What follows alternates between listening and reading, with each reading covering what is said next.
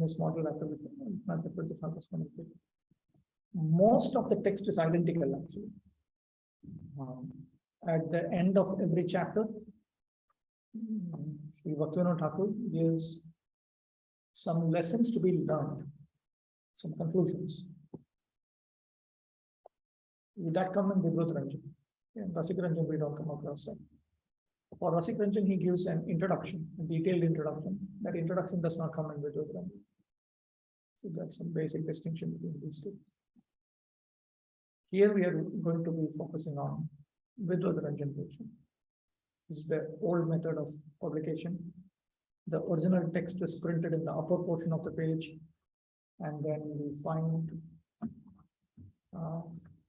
below that the commentary portion, and then below that the next level commentary, like here, if the Bhagavad Gita was, this portion is Baladev Vidya commentary written in Bengali script, and this is Bhaktivinoda Thakur's own Vidvat Ranjan.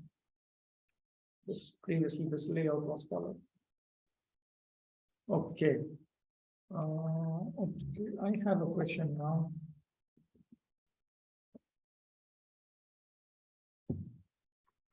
See, that is this setting the scene here. I want the students to tell me what was the situation that led to the Bhagavad Gita. Anyone? How is it that the Bhagavad Gita came to be spoken?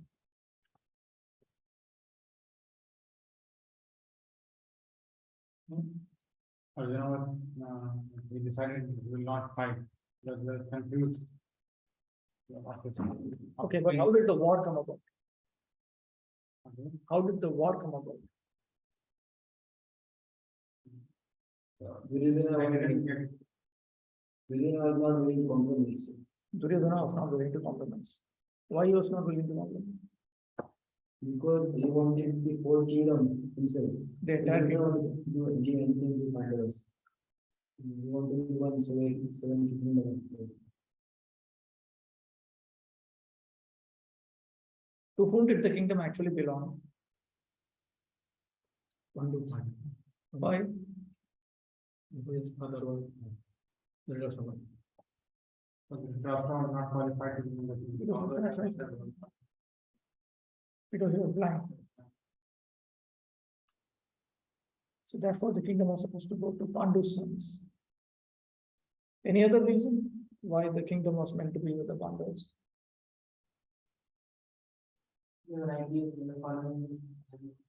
Yeah, they were, first of all, they were surrendered to the Supreme Personality of Godhead, and they were also righteous. Okay, so then how did the war suddenly come in?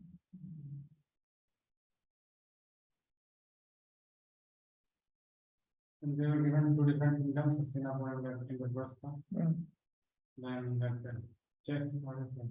Pasa, playing. They played dice. They lost, Pandavas lost because they cheated. How did that dice thing come up?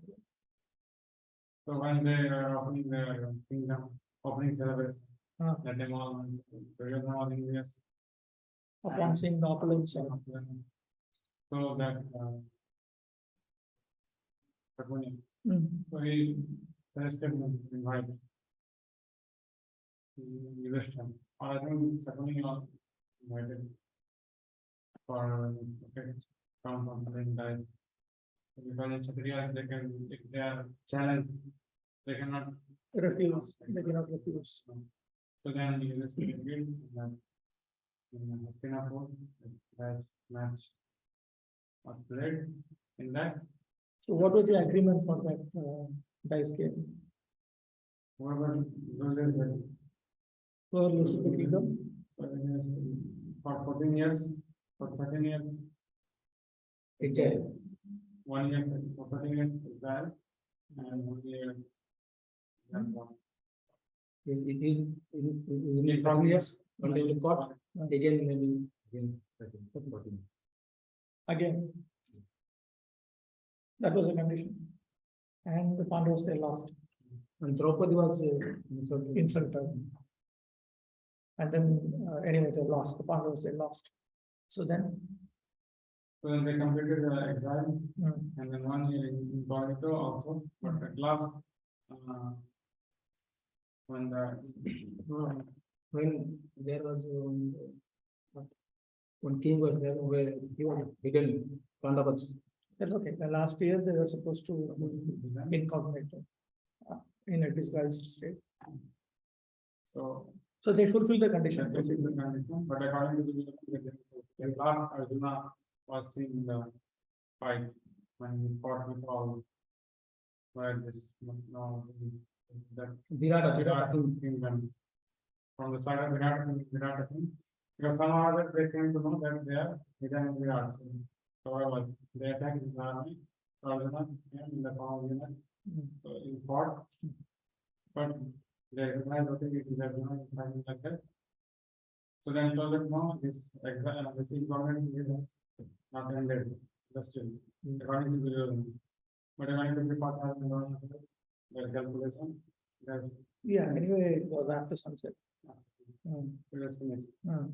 So on that, then we do not know because it is not finished, so there is again go to exile, but then we have 1 year information. 1 year they were actually discussing. Okay. After all of this, there was 1 year of discussion on just back the kingdom.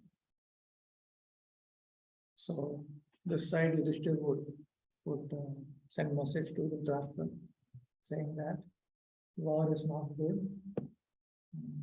Please give the kingdom. And the Dhritarashtra would give message back. Yes, war is not good. Please don't ask for the kingdom.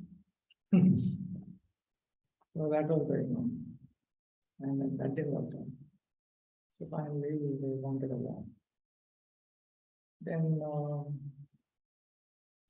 Lord Krishna asked that you give them just land, or just give them 5 villages, because they are Kshatriyas. They are meant to rule. This is their service to the society. They give each of them 1 village. And then Duryodhana said, no, I won't even give that amount of land into which you can put one needle. I won't even give that much. So then war was inevitable. So then they selected Kurukshetra as a place and they assembled their armies. Then what happened? Then Arjuna wanted to see whoever will come here to fight with him. So he So that's how the Gita is like. Okay. The scene is set with only the need for a brief note regarding this translation and commentary. The general pattern translators have followed in rendering Bhagavad Gita into English has been to brush aside the person Krishna to make room for their own concepts and philosophies. The history of the Mahabharata is taken as quaint mythology, as strange mythology, and Krishna becomes a poetic device for presenting the ideas of some anonymous genius. Or at best, he becomes a minor historical personage. But the person Krishna is both the goal and the substance of Bhagavad Gita so far as the Gita speaks of itself. This translation then and the commentary that accompanies it propose to direct the reader to Krishna rather than away from him. The Bhagavad Gita thus becomes wholly consistent and comprehensible. Since Krishna is the speaker of the Gita and its ultimate goal as well, Bhagavad Gita as it is presents this great scripture in its true terms. Okay, then we come to the preface. Okay, Prabhupada begins by talking about this edition. This is actually the second edition in the sense, meaning this is the unabridged edition. Let me make it more clear. First time Prabhupada printed the Bhagavad Gita, that was a smaller edition. Originally, I wrote Bhagavad Gita as it is in the form in which it is presented now. When this book was first published, the original manuscript was unfortunately cut short to less than 400 pages, without illustrations and without explanations for most of the original verses of the Srimad Bhagavad Gita. in all of my other books, Srimad Bhagavatam, Sri Ishopanishad, etc., the system is that I give the original verse, its English transliteration, word for word Sanskrit English equivalents, translations, and purports. This makes the book very authentic and scholarly and makes the meaning self-evident. I was not very happy, therefore, when I had to minimize my original manuscript. But later on, when the demand for Bhagavad Gita as it is considerably increased, I was requested by many scholars and devotees to present the book in its original form. That means the manuscript, what he had written, that itself they had requested. So then, Prabhupada says that therefore he is presenting it with parampara explanation. Parampara explanation is explanation that is based on the parampara. Our Krishna consciousness movement is genuine, historically authorized, natural, and transcendental due to its being based on Bhagavad Gita as it is. It is gradually becoming the most popular movement in the entire world. If I have any credit in this connection, it does not belong to me personally, but it is due to my eternal spiritual master, His Divine Grace, Om Vishnupad, Paramahamsa, Parivrajakacharya, Ashtottara Shatashi Shiva, Bhakti Siddhanta Saraswati Goswami Maharaj Prabhupada. So the reason why he gives credit to his Guru Maharaj is that he's following the Parampara system. If I personally have any credit in this matter, it is only that I have right to present Bhagavad Gita as it is without any adulteration. Before my presentation of Bhagavad Gita as it is, almost all the English editions of Bhagavad Gita were introduced to fulfill someone's personal ambition. But our attempt in presenting Bhagavad Gita as it is to present the mission of the Supreme Personality of Godhead. To present the mission of the Supreme Personality of Godhead means to present Krishna's will and to clarify that will. Krishna is a person, he's a real person, and Krishna has a certain desire. When Krishna says, Manmanabho Madhukto Madhyaji Mam Namaskuru, etc., we, unlike the so-called scholars, do not say that Krishna and his inner spirit are different. Krishna is absolute. And there is no difference between Krishna's name, Krishna's form, Krishna's qualities, Krishna's pastimes, etc. This absolute position of Krishna is difficult to understand for any person who is not a devotee of Krishna in the system of parampara, disciplines, etc. So the idea is that when we consult the parampara authorities, since they are transparent via media, their explanations are the same as Krishna's explanation. Their intentions are the same as Krishna's intentions. So in Bhagavad Gita, Krishna is basically saying that you should just focus on me. This Manmana Bhav Madhvaktu Madhyaji Ma Namaskuru is one way of saying. In Bhagavatam, it is clarified by saying Shravanam Kirtanam Vishnu Smaranam Padasevam Archanam Vandanam Dasim Sakyam Atmanivedam. Lord Maharaj statement that without any motivation, we should engage in these 9 activities. Shravanam, Kirtanam, Vishnu. That word Vishnu should be attached to each of those words. Shravanam Vishnu, to hear about Lord Vishnu. Vishnu refers to Vishnu Tattva. So when we say Krishna, we refer to Krishna and his primary expansions. Hearing about Krishna, chanting about Krishna, remembering Krishna, and so on.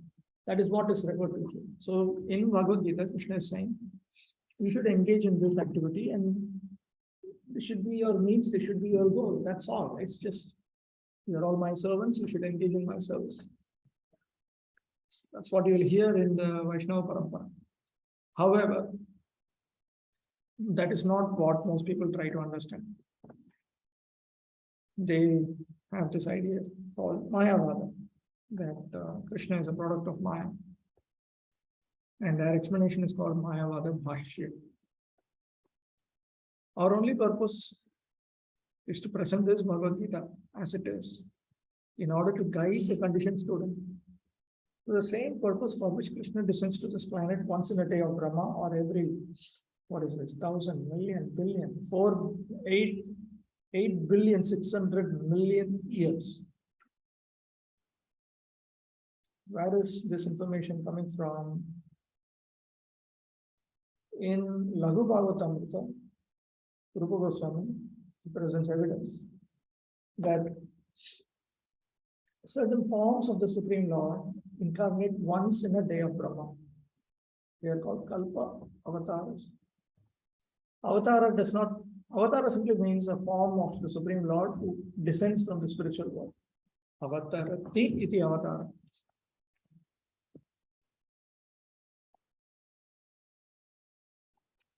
Kalpa avatar. So sometimes the original source of all these incarnations, he also descends. So because he descends to the sense perception of the conditioned souls, he is called avatar. So Krishna also descends. He comes once in a day of Brahma. This purpose is stated in Bhagavad Gita, and we have to accept it as it is.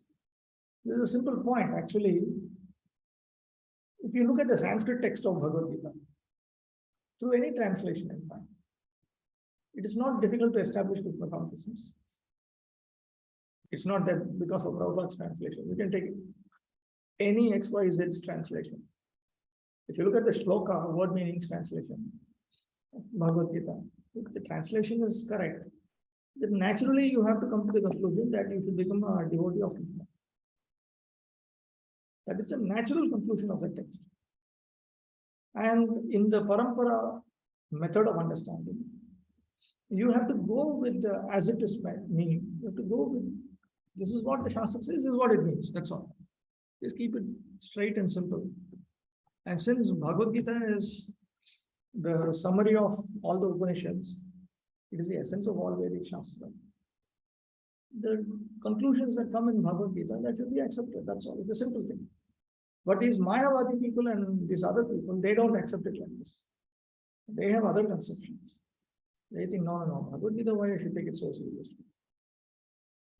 I will read Upanishads, I will read this, that. So many things they think, and they think that they should understand that first.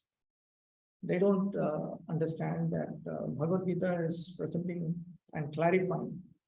No, I should also explain something here. There are some scriptures which are called Nirnaya. Nirnaya means that which requires clarification, that whose meaning needs to be ascertained, that which requires clarification. And then there are other scriptures that are called Nirnayaka, that which provides clarification. So, between two scriptures, one scripture may be Nirnaya, it may require clarification, and another scripture may provide that clarification. So, for instance, I'll give an example. This example is coming from Vallabhacharya, but it is acceptable to us also. Look at the Upanishads. Okay, various Upanishads. Isha Upanishad, Katha Upanishad, Kena Upanishad, Prashna Upanishad, Mundaka, Andhya, Chandogya, Brihadaranyaka, Taittiriya. So many are there. Okay. Upanishads. Upanishads are part of what is known as Shruti. Shruti means the four Vedas. Within the four Vedas, you have four portions. You have a Brahmana portion. It's like this. Samhita. Samhita, Brahmana, Aranyaka, and Upanishad. Okay. So you have within the Rig Veda, you have Rig Veda Samhitas, Rig Veda Brahmanas, Rig Veda Aranyakas, Rig Veda Upanishads. So the Upanishads, they are parts of particular Vedas. The Smriti is a totally different category. Smriti is written by realized sages in order to explain the meaning of Shruti. Okay. Shruti is audio. Therefore, how you utter it, recite it, all of this becomes very important. So now, so you have the Upanishads. Now the Upanishads, they are clarified in Bhagavad Gita. So between the Upanishads and Gita, the Upanishads is Nirnaya. The Upanishads are required to be clarified. Upanishads are not clear. They use wordings which are not so easy to understand. So the Upanishads need clarification. And the Bhagavad Gita provides that clarification. So Bhagavad Gita is Nirnayaka. Is this clear so far? Okay. Gita itself is clarified in Vedanta Sutra. Vedanta Sutra is clarified in Srimad Bhagavatam. Okay. So these Mayavadi people, they don't accept that the Gita clarifies Upanishads. They think that the Upanishads clarify the Gita and therefore they come up with opposite misconceptions. But actually we know from the scriptures that the Upanishads are compared to cows. Sarvo Upanishado Gavaha, Dogdha Gopalanandana, Partho Vatsa Sudhir Vokta, Dugdham Gita Mritamah. So Bhagavad Gita is considered the essence of the Upanishads. So Upanishads are not considered the essence of Bhagavad Gita. Okay. So when we understand what is the conclusion of Bhagavad Gita, we should understand it is the conclusion of the Upanishads itself. The Upanishads, okay, let me go one step further. Before the Upanishads, these three portions are there, no, Samhita, Brahmana, Aranyaka. This portion is what is called Karma Kanda. Karma Kanda means Samhita, Brahmana, Aranyaka. Okay.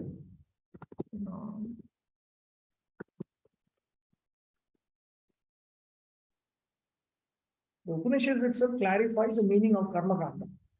And the Gita is clarifying the teachings of the Upanishads.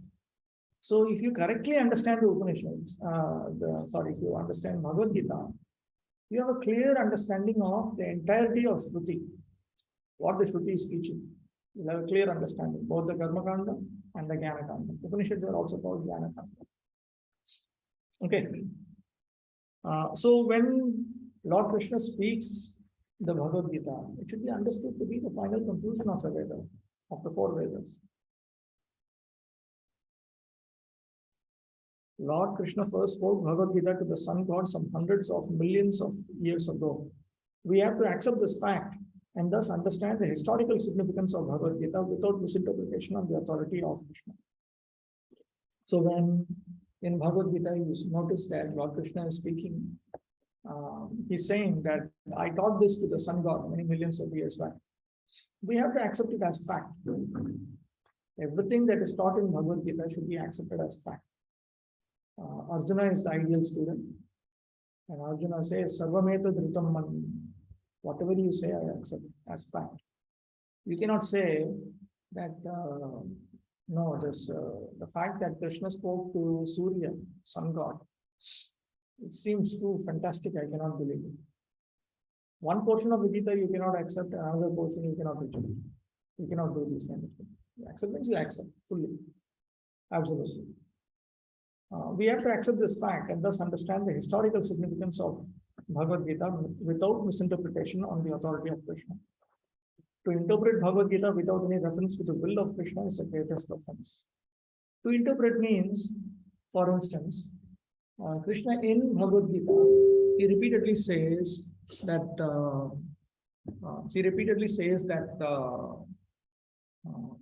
devotional service unto him is the most important thing. It is the highest goal, it is the highest means. That is clear from the Gita text. But suppose you say, and the Mayavadis actually do say, this is all just some encouragement for children, for those who are unfit to understand the Upanishads, for them just to create some interest. Krishna is just speaking something. Don't take it too seriously. It's just something to generate your interest.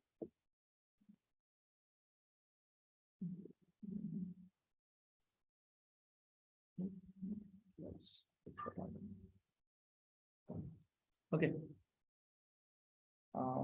In fact, they typically say, I myself have heard it. How can you expect Lord Krishna to present the highest conclusions of the Vedas to a Grihastha, a non-Brahmana? Right at the onset of a war. It's the wrong time, wrong place, wrong audience. So Krishna knows the truth, but Krishna is not speaking the truth. He's speaking something, a little bit. Whatever Arjuna needs to hear is being taught that. Now, I must admit that there is the basic idea that in the Vedic system of education, you are only taught what you need to hear. That principle is correct. That principle by itself is correct only. That is not wrong. That is called adhikar uchita shiksha. You are always taught things appropriate to your fitness. You are not taught things which are beyond your eligibility. But when but the mistake that they make is when the scripture itself says that Bhagavad Gita is clarifying the Upanishads, you cannot come up with some misconception to go against this gradation of scriptures. You cannot go against this gradation of scriptures. So that's correct. There is a principle that Shiksha is given according to Adhika, according to eligibility. That's correct. That principle is correct. But there is a higher principle that the scriptures are graded in this manner.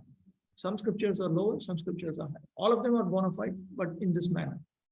So this is higher than that. Okay. So we cannot therefore say that Krishna, even though he said that, he really didn't mean it. That is what Prabhupada refers to as an interpretation here. So our duty is to understand the Bhagavad Gita the way Arjuna understood it. Now this is a key point that Prabhupada makes. Now within the last 200 years, there are a number of scholars who have written on how to understand the Bhagavad Gita and so on, in English, in European languages, in India, in Hindi, various other languages. Of course, even before that in Sanskrit, a lot of commentaries like that. Okay. So Gita study has been going on for a long period of time. But to this study of Bhagavad Gita, Prabhupada has given a very important point, that we must understand Bhagavad Gita the way Arjuna understood it. This is a special point you'll notice in the introduction also.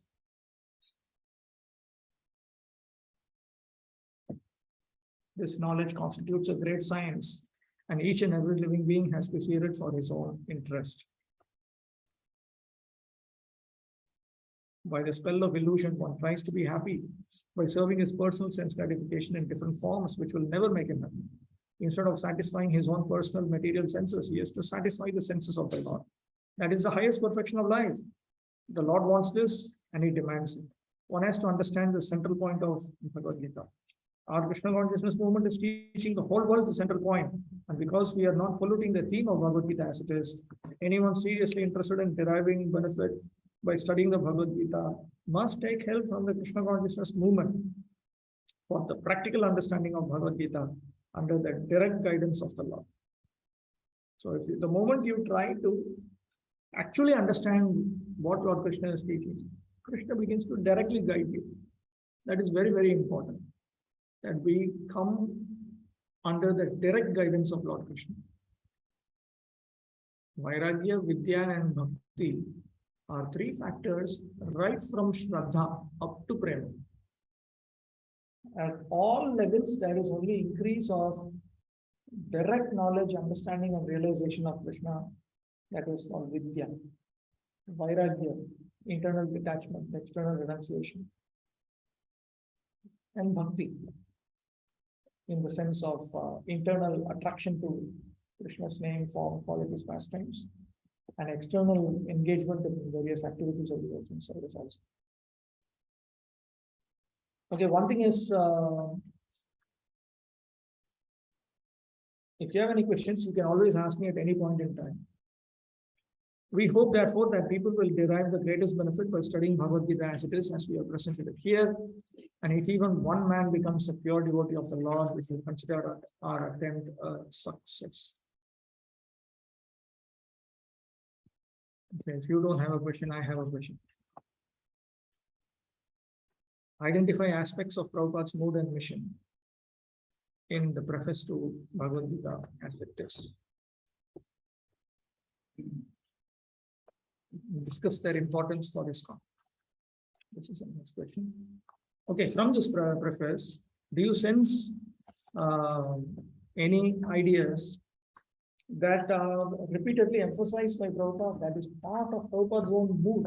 See, every Acharya has a particular mood. He emphasizes particular things. He emphasizes certain things he does not give that much emphasis, certain things he is just silent about. This is all part of the mood of that Acharya. In this preface so far, any particular aspects of Prabhupada's mood we can see? Prabhupada wants to study the Bhagavad Gita in Parampara. Repeatedly he says. Now there are some things which Prabhupada says everywhere, says in the books, outside the books. Everywhere he says, he says in his explanation of the Bhagavad Gita. But you will also find some points you will find in every writing of his you will find. Small books also you will find certain points. So that kind of specific points, like for instance, we have to follow parampara. That is one point. We constantly see Prabhupada saying that. Any other point that you notice? Repeatedly Prabhupada emphasizes, repeatedly talks about it. Anything like that you can see? It's wrong in that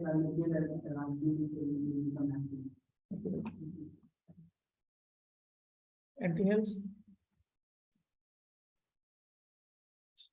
Or the Mayavadis. Yeah. Maybe almost everybody is. Nirvishesha Shunyavadi Pashyatya Desha Sarani. Yes, put it in his pranama class.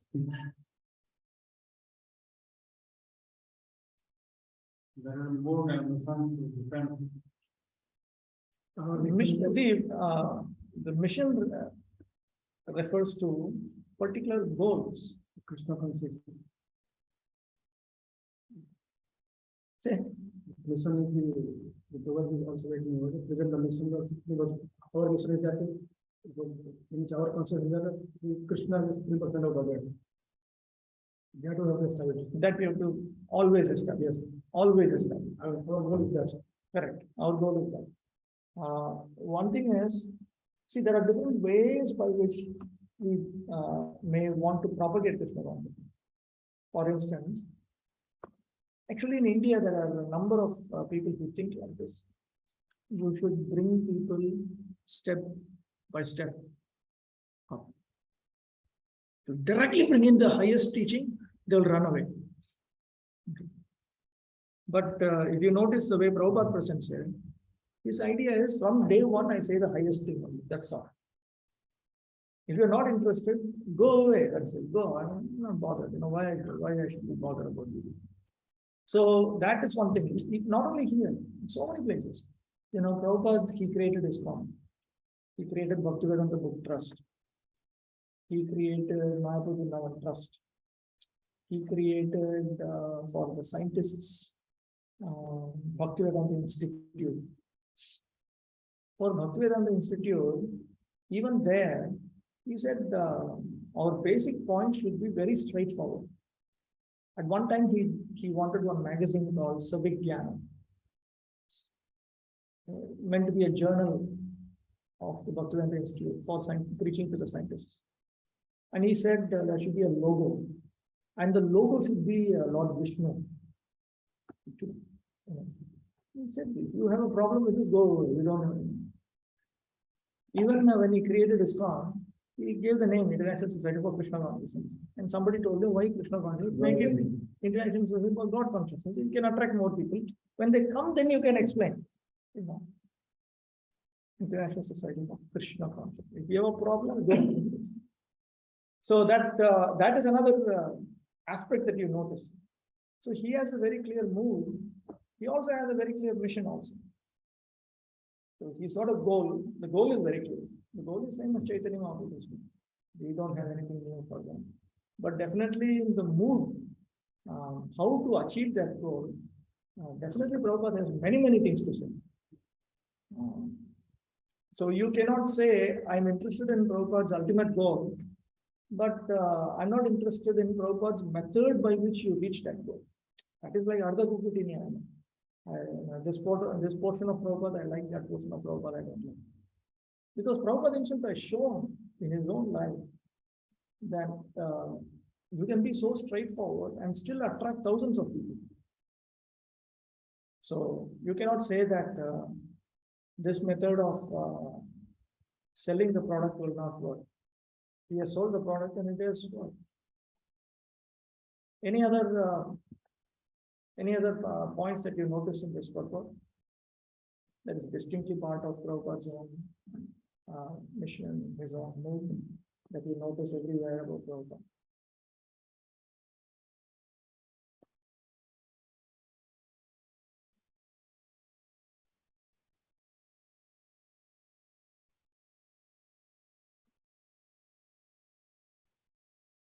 Anything from the online students?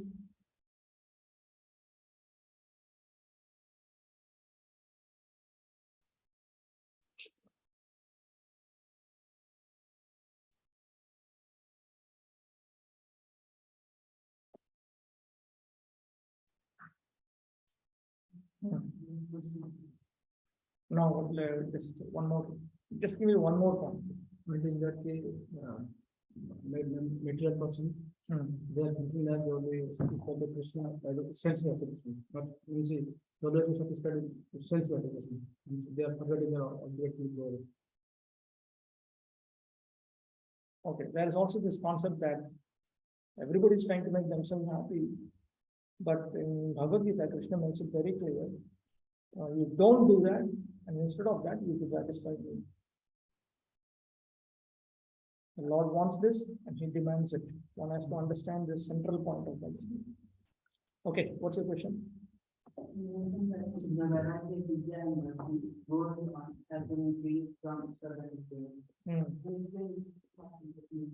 One becomes more and more realized, he has a better understanding of Krishna.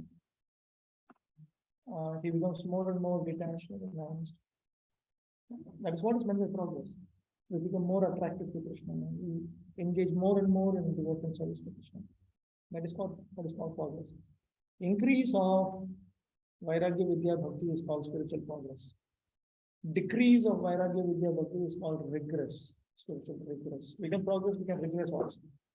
We commit offenses, we regress. We commit sinful activities, we regress.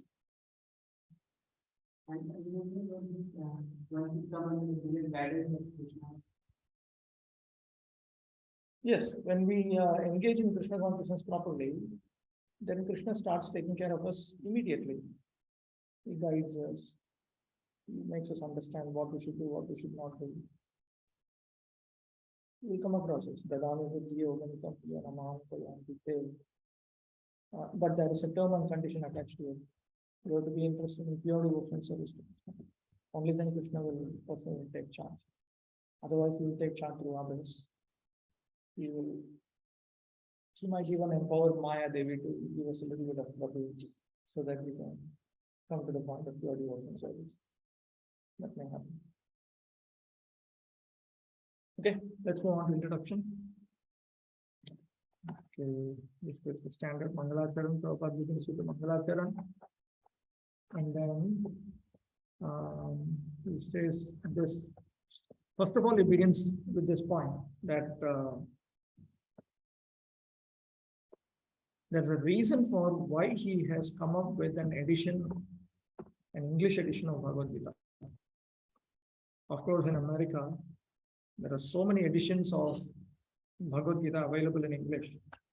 But as far as I have seen, not only in America, but also in India, none of them can be strictly said to be authoritative, because in almost every one of them, the commentator has expressed his own opinions without touching the spirit of Bhagavad Gita as it is.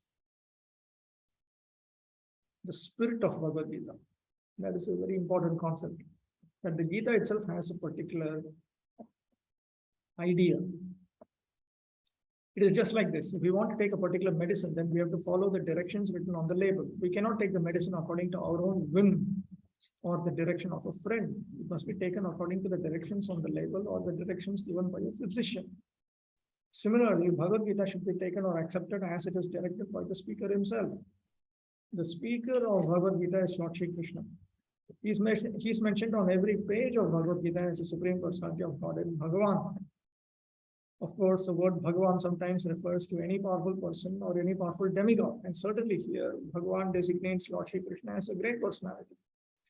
But at the same time, we should know that Lord Shri Krishna is the Supreme Personality of Godhead, as is confirmed by all great acharyas, spiritual masters like Shankaracharya, Ramanujacharya, Madhvacharya, Dvarkaswami, Sri Chaitanya Mahaprabhu, and many other authorities of Vedic knowledge in India.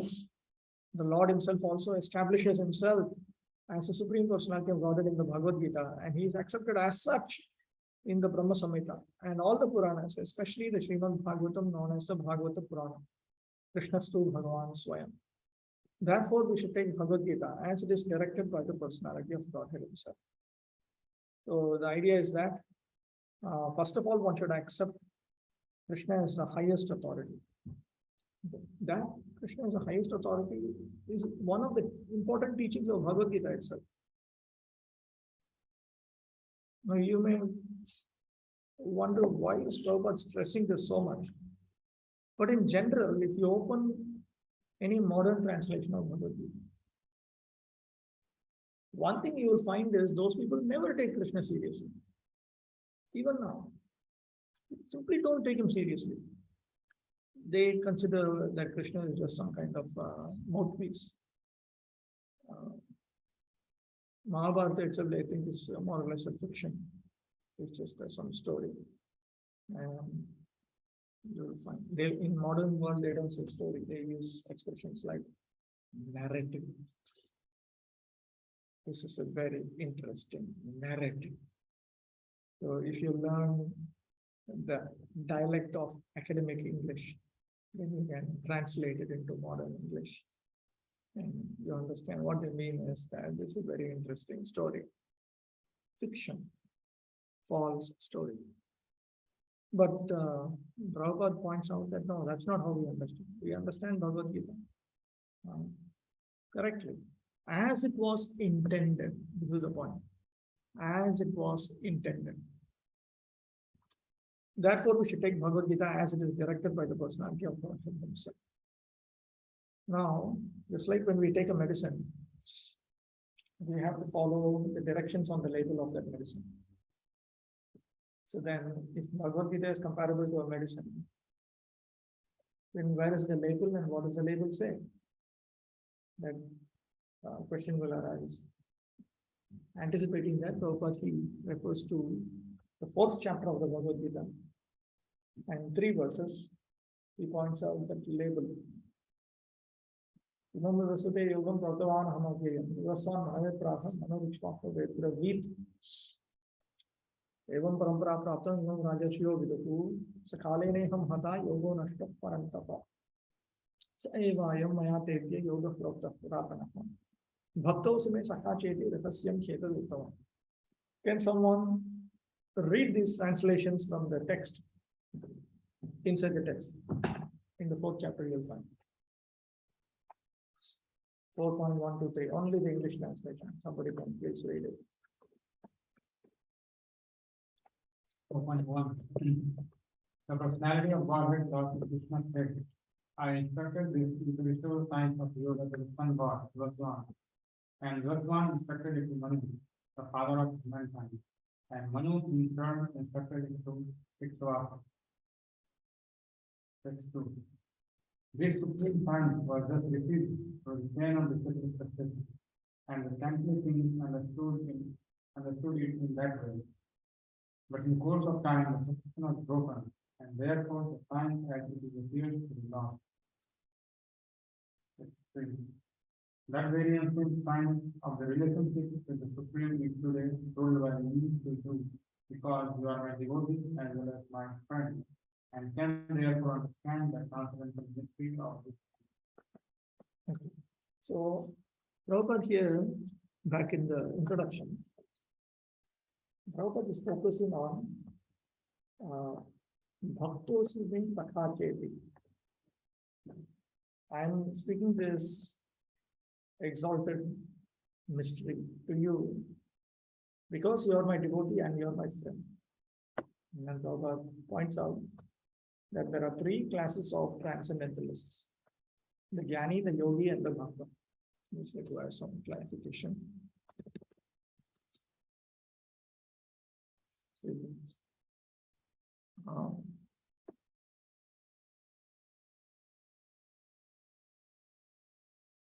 If I have to use that board, then these devotees won't be able to see. This is going to be an issue for me.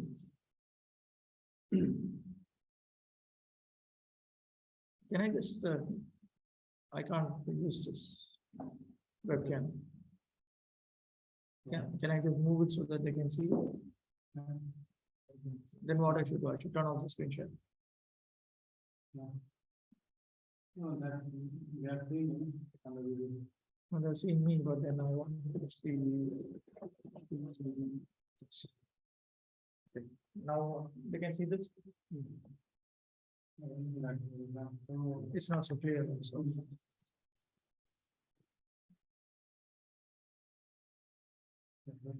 Okay, anyway, what to do? Oh, we could clear them. When you let them connect. Each and every time. Yeah. Are you connected? Then they're setting up. Each and every time. Okay, next session we will do. Break time will set it up. Okay. See, there are different levels of practitioners. And there are different goals also. How do I explain it? Let me explain it in Excel sheet itself.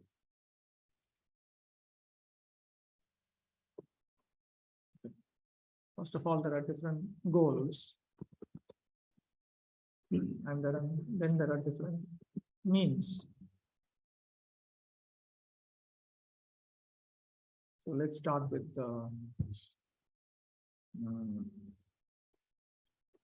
a very low class goal, Arthakama, which means money and sense enjoyment. And what is the means for that? Plain old adharma. You engage in adharmic activities, you can get artha and kama. Then there is another goal called dharma, piety, sukriti.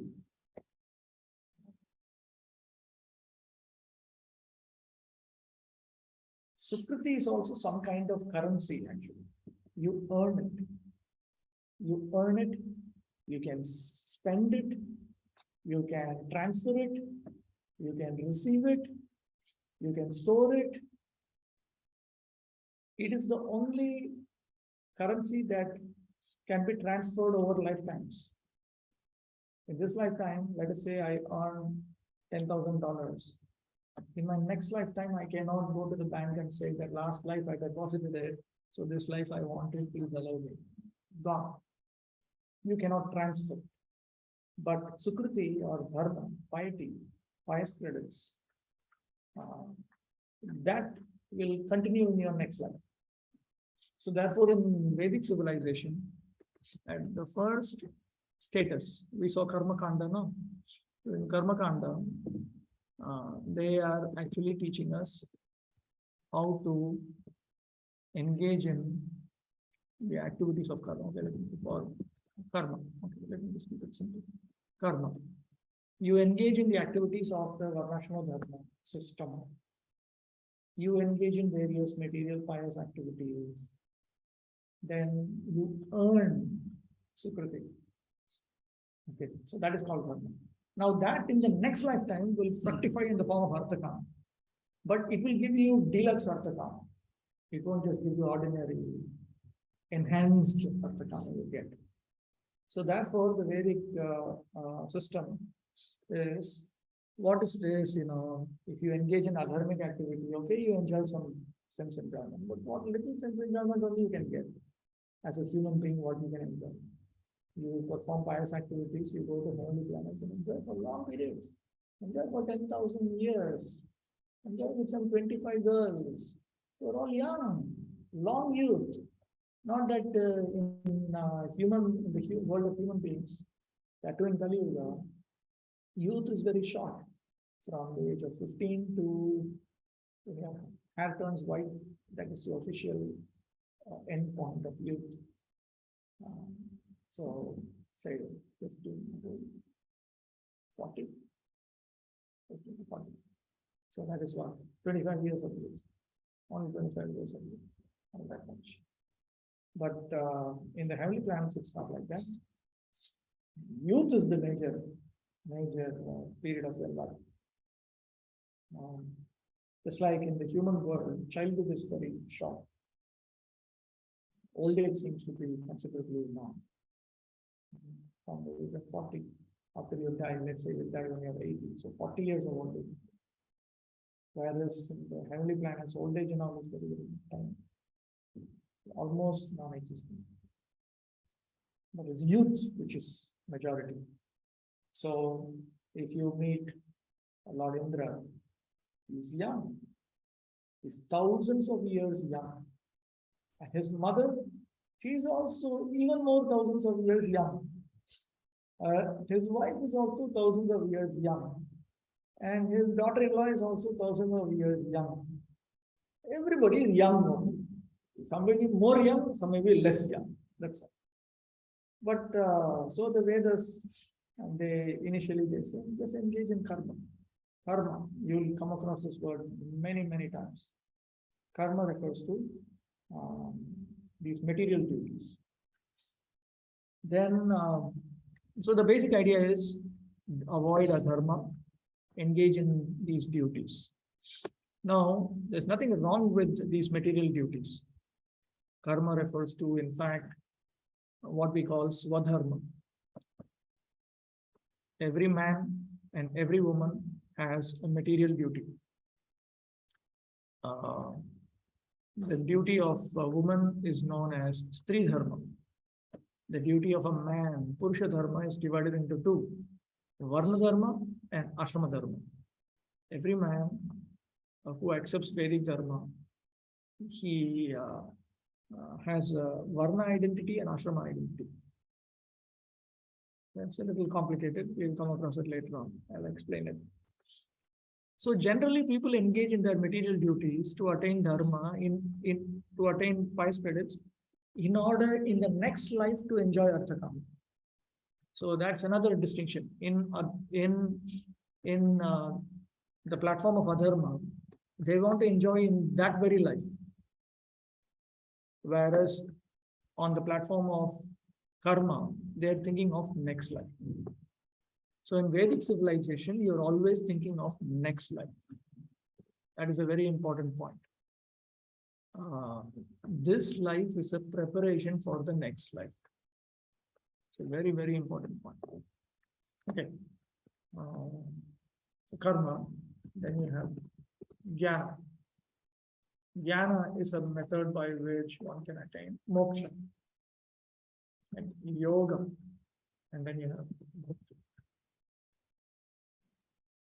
Now, the goal of jnana is moksha with Brahman realization.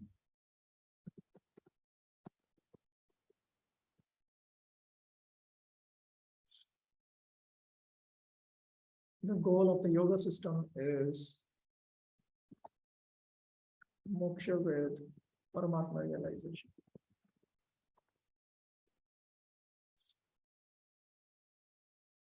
The goal of bhakti is called prema, is prema, love of God, loving service to the Lord, which corresponds to Bhagavan realization. Okay. So these are the respective goals and these are the respective means. Now for everything that I'm showing here, the focus is on the next life. Whereas in adharma, the focus is this life. Now in this, these two are considered materialistic. The first platform is just gross materialistic. Second platform is subtle materialism. In fact, in the second platform, they very well know about the soul and reincarnation. They know that we are spirit souls and that we reincarnate. Then why they want to enjoy? They want to enjoy just like people nowadays, they keep on buying new mobile phones and enjoying them. They know they are not the phone. They repeatedly keep on buying new phones and enjoying them. So like that, they understand I'm not my gross body. Okay, but it's nice. Nice. It's a nice instrument to enjoy. You do pious activities, you become a demigod. You do even more pious activities, you become a superior demigod. Between the demigods also there is various levels. The higher demigods can appear and disappear in front of the lower demigods. So it is, each of them is more high-tech than the other. So they have more and more powers. So that is all within this platform of piety. Highest is the position of Brahma. Highest is the position of Brahma as far as material enjoyment goes. Okay. So these two are considered materialistic. Then what about these three? These three are considered spiritual. So these are called transcendentalists. Paramarthika. These are all spiritual. So there are three classes of transcendentalists: the Jnani, the Yogi, and the Bhakta. One who engages in Jnana is called Jnani. One who engages in Yoga is called Yogi. One who engages in Bhakti is called a Bhakta. So here Lord Krishna is specifically pointing out that Arjuna is a Bhakta. He is engaged in this activity which leads to this goal. So that is one reason why Krishna chose Arjuna. Second reason, that Sakha Cheti, you are my friend. So now only those who engage in bhakti and who attain the perfection of bhakti can actually be fixed as Krishna's dasas, servants, friends, parent figures, or his wives, like that. So not only he was a devotee, he was a perfect devotee. There are three statuses. There is devotee, there's pure devotee, and there's perfect pure devotee. So he was a perfect pure devotee.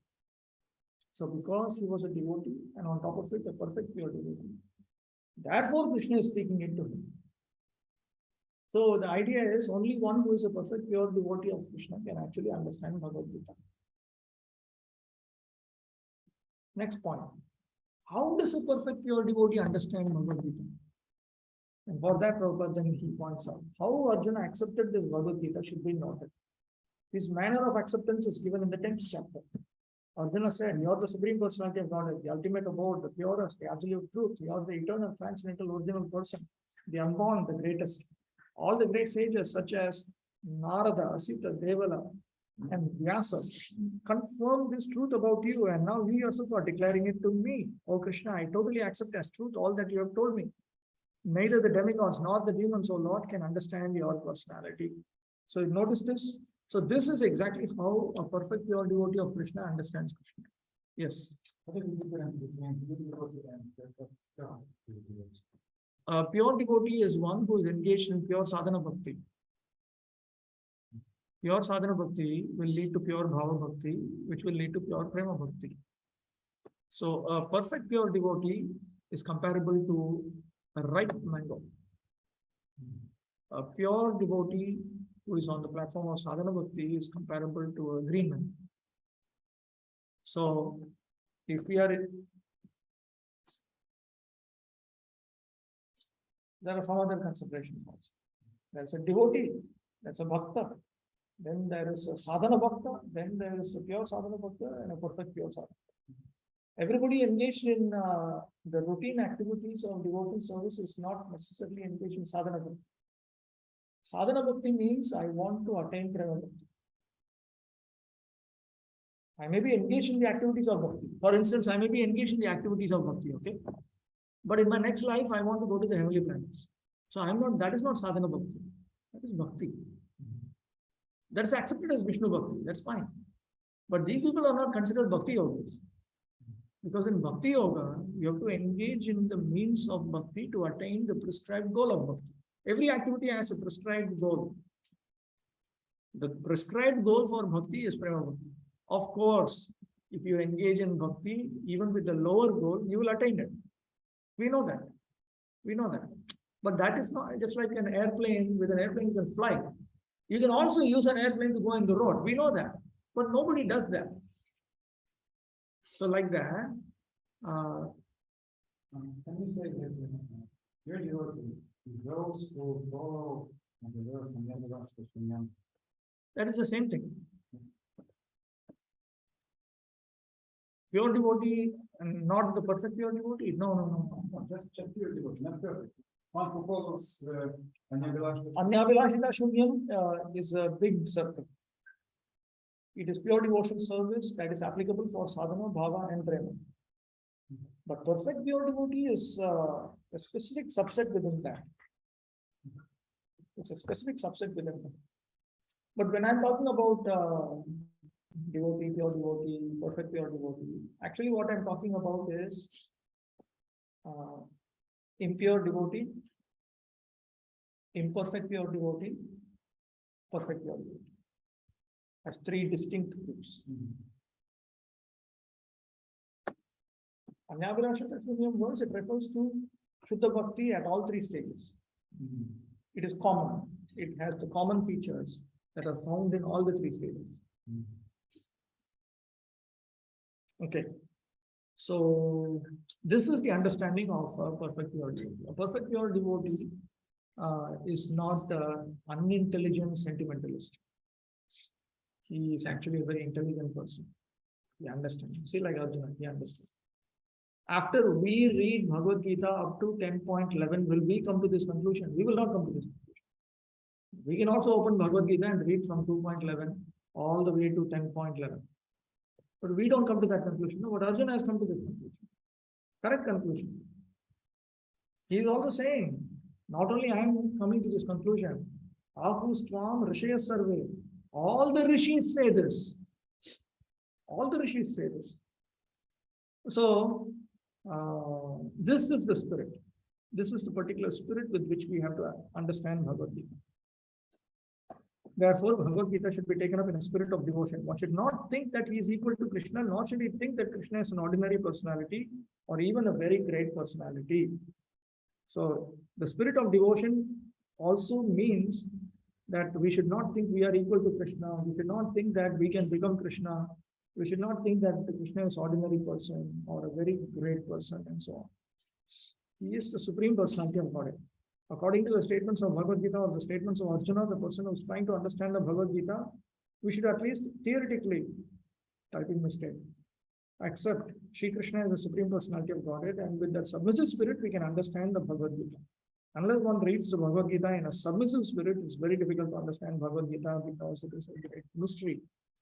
Okay, at this point, I would like to turn to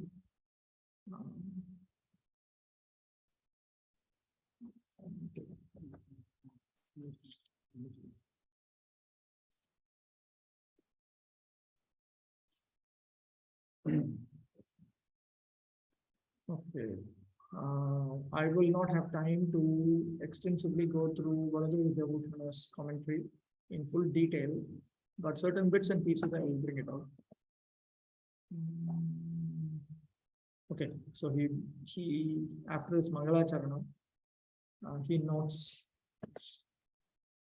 Atasukachitana. He notes that Lord Shri Krishna is a concentrated form of transcendental bliss and knowledge. He is Swayam Bhagavan. He possesses inconceivable potencies. He is the supreme person, Purushottama. He has brought about the creation, maintenance, dissolution of variegated universes, all simply by just desiring. His lotus feet is meditated upon by Brahma, Shiva, and the other demigods. He has appeared in this world along with his associates, whom he has kindly brought about as his equals. He engages in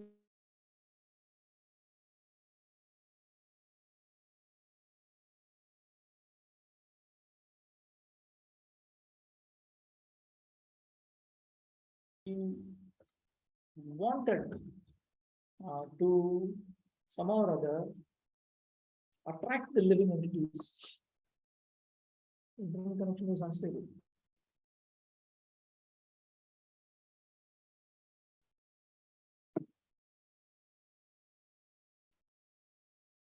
Sorry about that.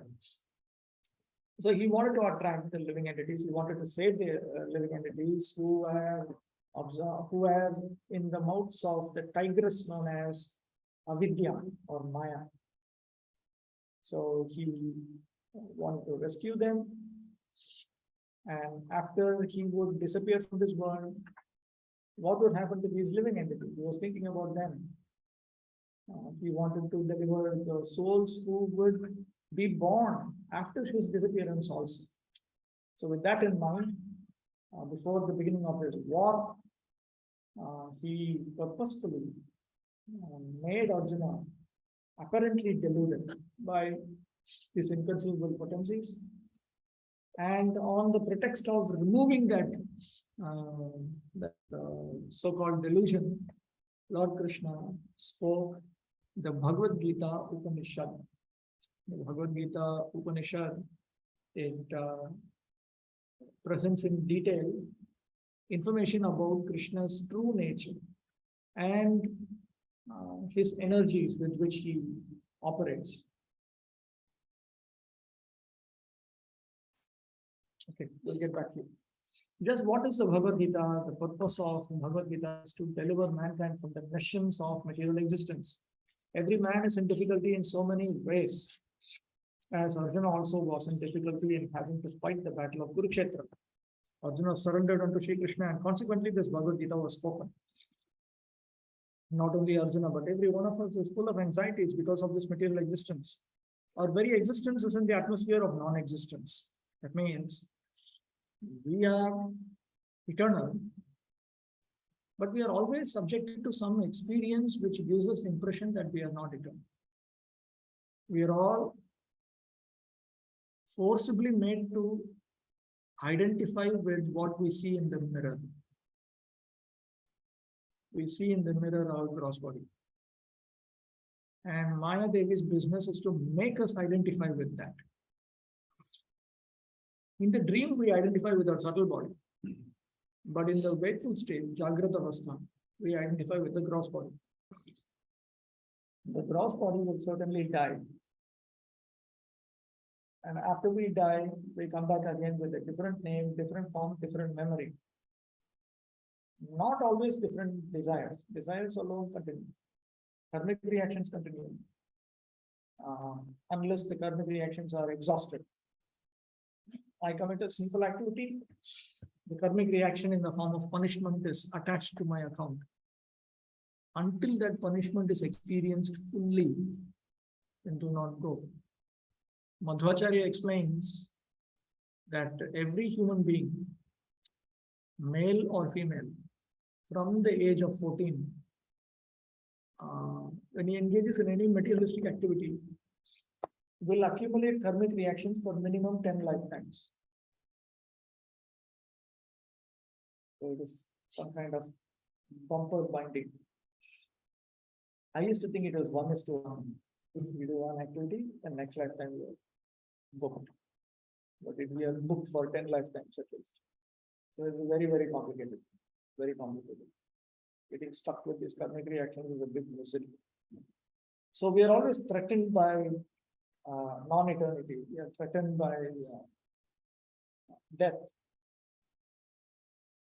We know from Bhagavatam also we know that the soul does not die at all.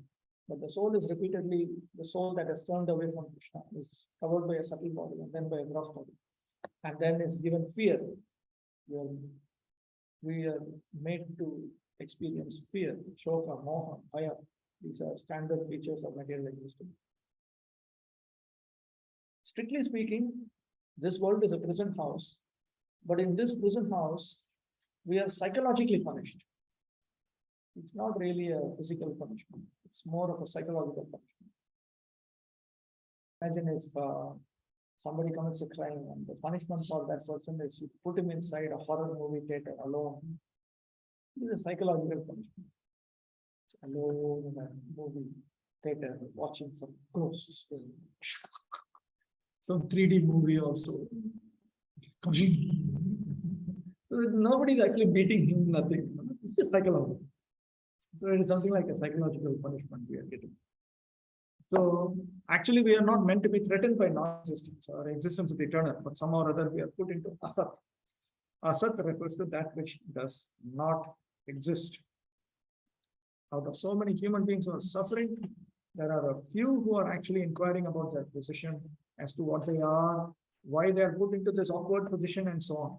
Unless one is awakened to this position of questioning his suffering, unless he realizes that he doesn't want suffering, but rather wants to make a solution to all suffering, then he is not to be considered a perfect human being.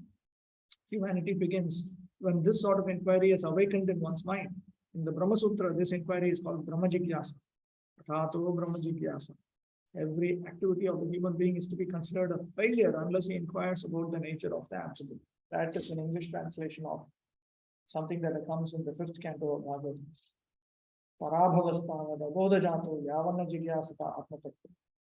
Unless one inquires about the Supreme Atma, the Supreme Soul, every activity is considered a failure.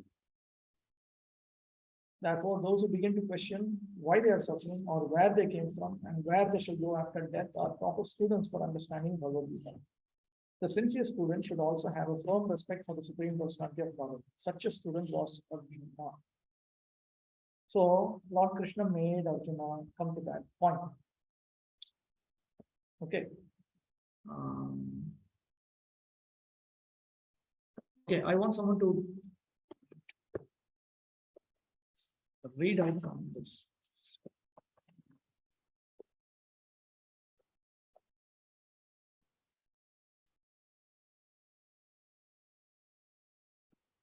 No, not yet. Next session.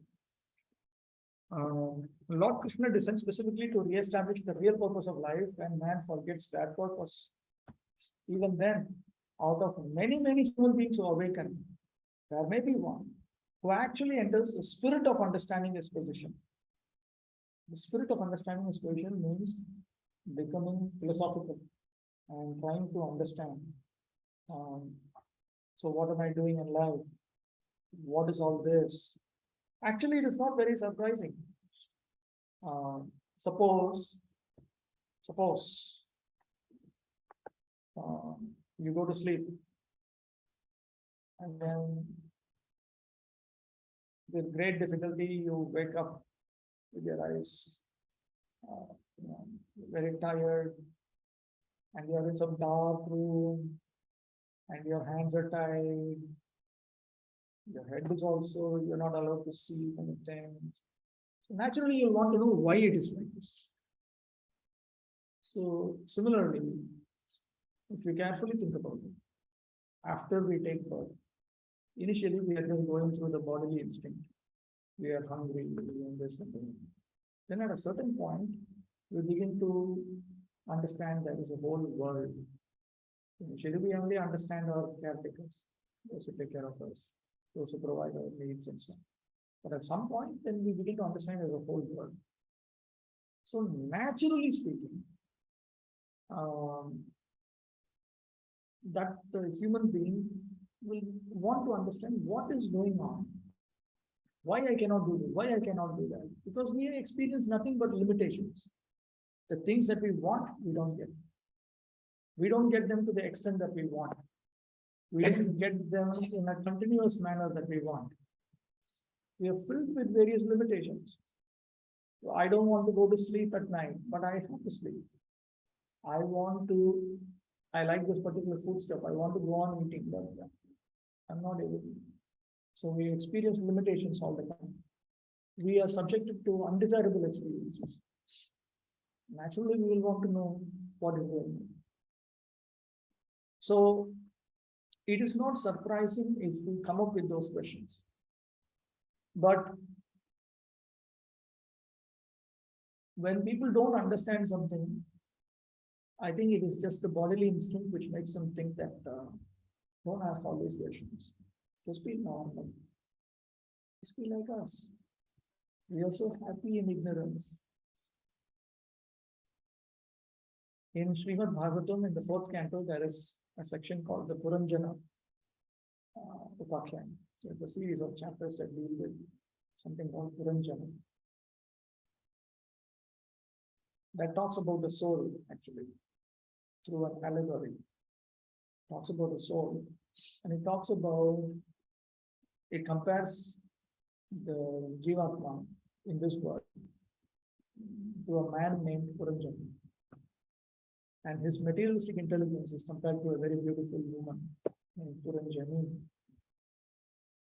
So there's one place where Puranjana asks Puranjani, so who are you, where are you? And she very happily says, I don't know. I don't know.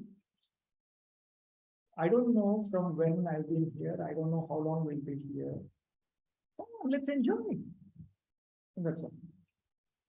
So, Shukadeva Goswami wants to convey that this is actually how the material intelligence tells the soul when the soul wants to understand what is the nature of this world. Material intelligence simply says, no, don't think about all this. I don't know, that's all. I don't know. I don't know. And you ask around, these people also don't know. And they're not bothered also. Just enjoy. That's all. So these kind of people who are overcome by materialistic intelligence, they are not the target audience for Bhagavad Gita. Bhagavad Gita is targeted for a minority audience. We should first of all be clear about this. The entire Vedic civilization is interested in the more intelligent minority and not the less intelligent majority. If you are interested in satisfying the majority, you cannot make spiritual progress. Manushyanam sahasreshu kaschid yatati siddhi. Amongst thousands, very few people endeavor. Tatamapi siddhanam kaschimam eti tattva. Amongst thousands who endeavor, one may attain perfection. Amongst thousands who attain perfection, hardly one understands Krishna's nature.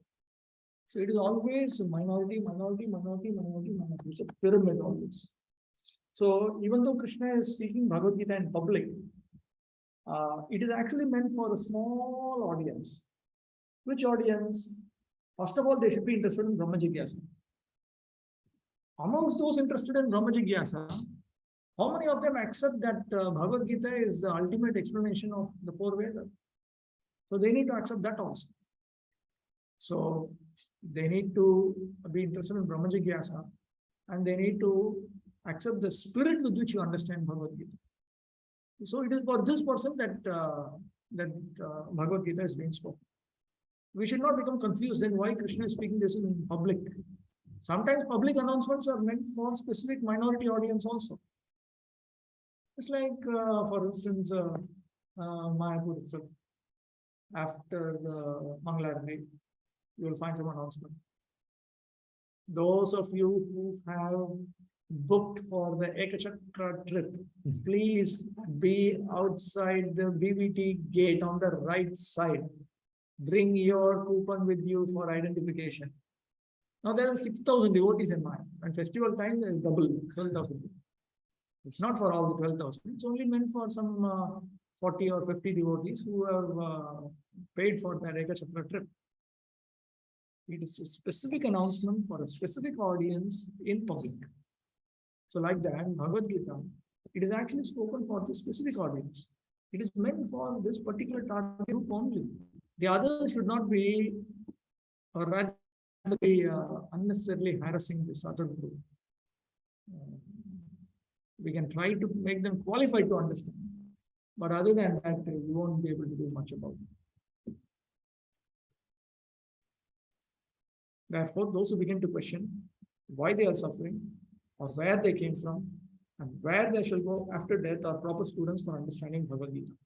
The sincere student should also have a firm respect for the Supreme Personality of God. Such a student was Arjuna. Okay, any questions?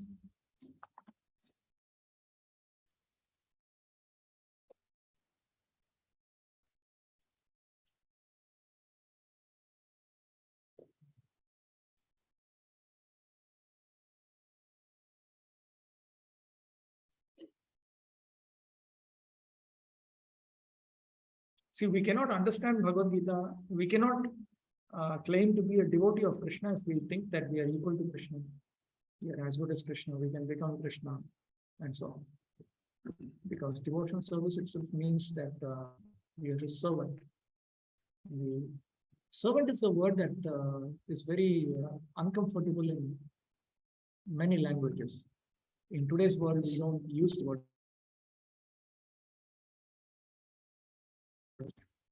In a number of countries in the West, servitude itself has been abolished. Do you have servants in Russia? Or it's used to? Yes. In India, it's very common. Servants and maid servants and all this. And I remember there was one Australian devotee who said that the French Revolution destroyed it in Europe. Before that, we can say some kind of distorted Chaturvarnya existed. You had priests, you had kings, royalty, you had the business community, and you had servants. And it was a very dignified job. Even then, I did some inquiries. I said, but then how don't you have drivers? He said, yeah, we have drivers, but we don't officially we don't communicate with them as if they are inferior. We give them the impression that great souls. There are cooks. In some countries, you can have a servant if you are as rich as Ambarish Prabhu. Only then they will agree to it. But in some other countries, like in India, servant is not.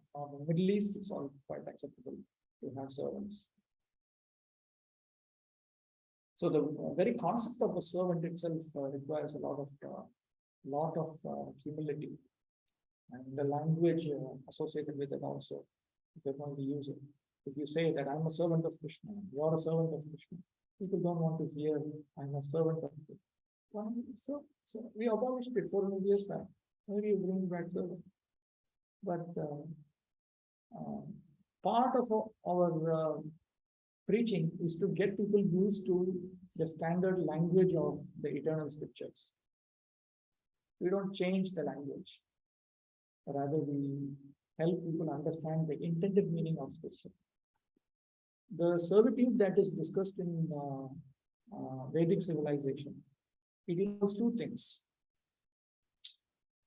In Vedic Dharma, a man has to fulfill the needs of his servant. That is his duty. That is called Vatsalya. His affection for the servant. You are meant to have affection for servant. You are not meant to exploit the servant. They are like children. And the servant's duty is to carry out the instructions of the master and do everything required for the purpose of the master. So everything was well defined. And even between Lord Krishna and the living entities, even in a place like Vaikuntha, where Krishna is in his Aishwarya form, Narayana, and the living entities are his servants. Lord Narayana is always described in the Pancharattika scriptures. There's a lot of discussion about Lord Narayana. He's always described as constantly thinking about the welfare of his servants. So they are servants, but he's always thinking about their welfare. So it is some good master-servant relationship, which you may come across in some old black and white movie. But it is nice. There is something called the master-servant relationship, which is not exploitative. So when we take to devotional service, we have to accept this basic position of servitude. We have to accept that. When we present Krishna consciousness, if we honestly carry out Krishna's instructions under the guidance of the spiritual masters and other Vaishnavas, then gradually we begin to understand and we become qualified to help others understand. In particular places or in particular audiences, they may not understand particular things because of their life experience, but it is our duty to help them understand. There may be persons, for instance, who don't like the idea that Krishna is my father. I know one devotee who always would get irritated when we would say that Krishna is the father of everyone. Aham, what is that verse? Aham bija pradapita. Really angry. You say, no, Krishna is not my father. Krishna is my friend. He's my caretaker. He's affectionate. He's not my father. I said, what's your problem? He said, my father never loved me. Okay, I'm sorry, but I cannot change whole Bhagavad Gita. A text just for you. Because he had a problem. He had a problem. He had a problem. The person had a problem. And there are devotees who say that they had problems with their mothers. Because abortion is very common nowadays. And number of times abortion is unsuccessful. And then later on, after 15, 20 years, somebody tells, actually, your mother tried to kill you and you are an accident. So then they become very disturbed. So if you have to tell these people that you have to respect all women as a mother, then they become very annoyed. Oh, but what does that mean? Why should I? First of all, I don't even respect my own mother, biological mother. Why should I respect this lady as a mother? So it takes some time. We need to make people understand gradually. As we increase the satoguna in our body and mind, then it becomes easier and easier to follow. Take some time. Okay, we'll take a break now. After 15 minutes, we'll reassemble. We will start with Baladevi Bhushan's commentary. Bhaktivedant's commentary.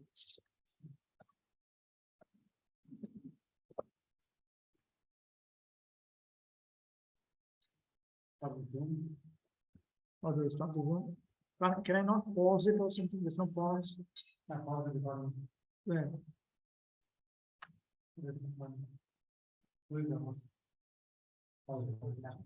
I'm just going to pause the recording. I'm too lazy to.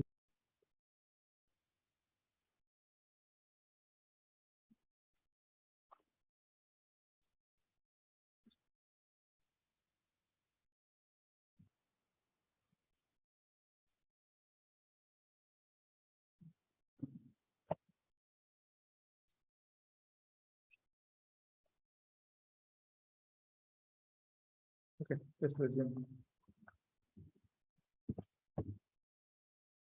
Well, Lord Krishna descends specifically to re-establish the real purpose of life when man forgets that purpose. Even then, out of many, many human beings who awaken, there may be one who actually enters the spirit of understanding his position. And for him, this Bhagavad Gita is spoken. Actually, we are all swallowed by the tigress of nescience. Nescience means ignorance. But the Lord is very merciful upon living entities, especially human beings. To this end, he spoke the Bhagavad Gita, making his friend Arjuna his student. Being an associate of Lord Krishna, Arjuna was above all ignorance, but Arjuna was put into ignorance on the battlefield of Kurukshetra, just to question Lord Krishna about the problems of life, so that the Lord could explain them for the benefit of future generations of human beings and chalk out the plan of life. Then man could act accordingly and perfect the mission of human life. So you can see that this is directly paraphrase. This directly paraphrases what Baladevi Prabhu wrote. Tasyam khalvi Ishvara Jiva Prakriti Kala Karmani Panchartha Varnyante.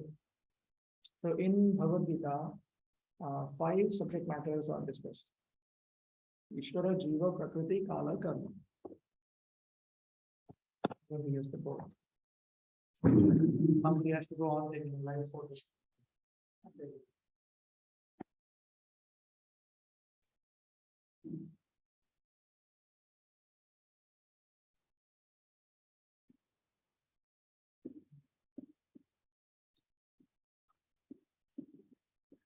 Ishvara. Jiva.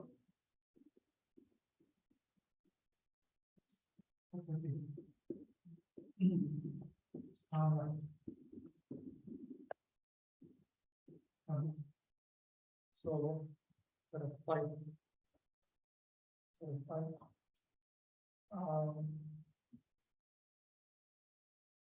These are the 5. Technically, in philosophy, we refer to them as dravya, substances. What is the substance?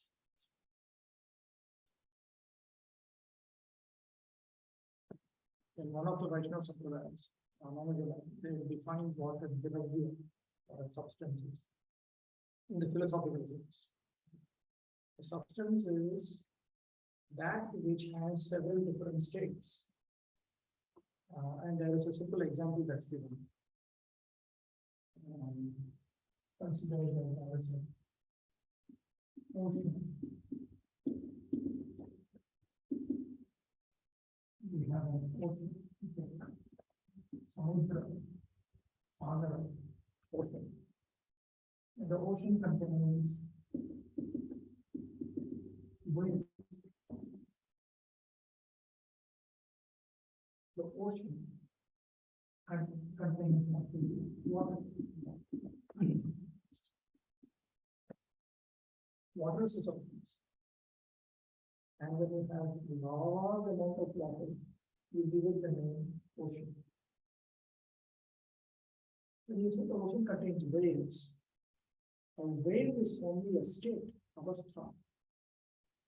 When you have water moving in a particular shape, then that state is what we call a wave. A wave is not a substance. Water is a substance. But still we talk as if waves are substances. We say the wave is moving very fast. Okay, suppose you say take a football and throw it. The football is a substance.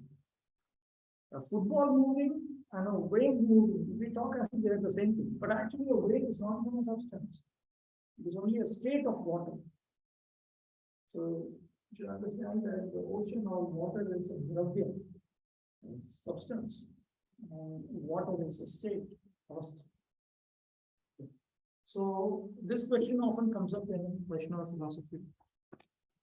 What is the dravya? What actually exists? And what are all states? In philosophy, in Western philosophy also they try to understand this. And in Vedanta philosophy also they try to understand this. So in Gaudiya Vaishnavism, we say there are 5 substances. Ishvara, Jiva, Prakriti, Kama, Dharma. These are 5 substances. We talk about the 3 modes of nature. But the modes of nature are actually properties of nature. A guna is like a wave. It is not a substance or a dravya. It is a state. That's all. So now, these 5 subject matters that are coming down, they have their similarities and they have their dissimilarities, which we are going to see right now. Teshu Vibhu Samvid Ishvaraha. Would it be useful if I show you the Latin transcript or Roman transliteration of this? Most of you may not know the Bengali script.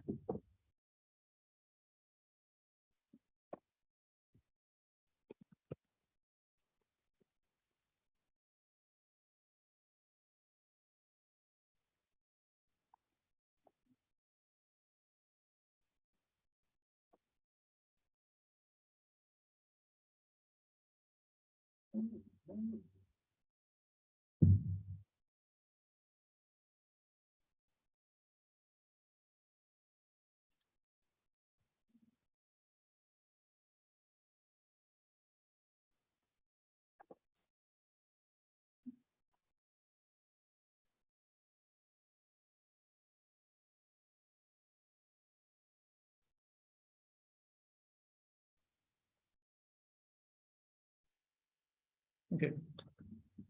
Teshu Vibhu Samvid Ishvaraha. Samvid means consciousness. Vibhu means all pervasive. All pervasive means unlimited. So the unlimited consciousness is called Ishvara. Anu Samvid Jivaha. Anu Samvid.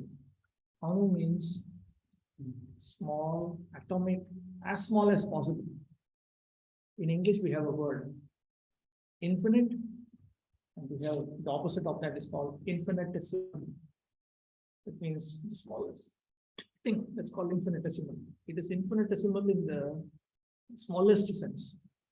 And then infinite means largest, that which has no limit in its size. So Vibhu Samvit means the unlimited consciousness, all-pervading consciousness. Anu Samvit means the atomic consciousness. So the atomic consciousness is called the Jiva. Sattvaadi Guna Trayashraya Dravyam Prakriti. And Prakriti is the substance that is the shelter of Sattva-guna, Rajoguna, Tamoguna. Traigunya Shunyam Jada Dravyam Kalaha. And Kala is another Dravya substance. It is also Jada. Jada means that which is not conscious. But it is Traigunya Shunyam. It is free from the three modes of nature. So it is material, but it does not have the three modes of material nature as its property. And then there is karma, which refers to karmic reactions. Karmic reaction is another substance. Just like in today's world, when you get sick, they the doctor may say, this is because of this virus or that virus. That is understood that your sickness has a particular cause. Similarly, my material experiences may be desirable or undesirable. When they are desirable, then we say that I'm happy. When it is undesirable, then you say that I'm unhappy. Okay. So this is what is known as the material experience of happiness or the material experience of unhappiness. And they are traced to this cause called karmic reaction. Every endeavor of a human being will result in a particular reaction. So I have to engage in a particular activity in order to achieve something. But that activity will also produce some result. So we will see this in the 8th chapter of Bhagavad Gita. What is karma? Lord Krishna will point out that karma is ultimately that which causes us to take another material body. So anything which causes us to take another material body comes under the category of karma, ultimately speaking. Just as when you carry out the injunctions of the Veda, you are said to be engaged in dharma. But when you do that with a materialistic spirit, then what are you aiming at? You're aiming at pious activities, pious credits, sorry. Okay. Pious credits are also called dharma. So you have dharma as the means which leads to dharma as the goal. Or even in devotional service, we say we are engaged in bhakti. In order to engage in bhakti, we engage in sadhana bhakti.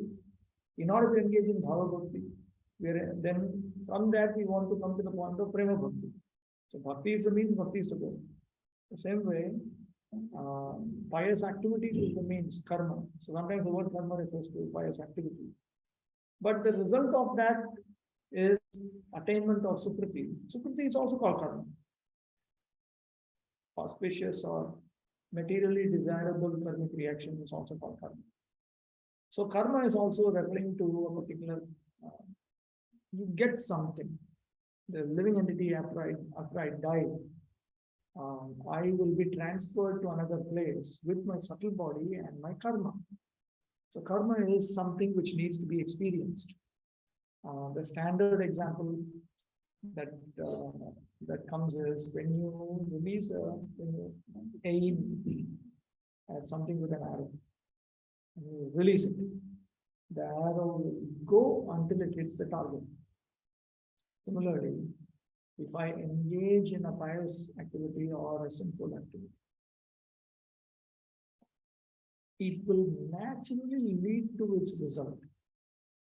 So suppose I not some exercise, murder someone. Okay. Now that activity of murdering is definitely going to produce something called a result. Now you may say murder itself is the result. No, murder is not the result. Based on that, you are going to get a reaction back. That is the result. It's like if I take a ball, this example came from Govind. You throw it on the wall. It hits the wall, then it comes back and hits you. So all activities which are not transcendental. Transcendental means you are aiming at least at moksha, if not prema bhakti.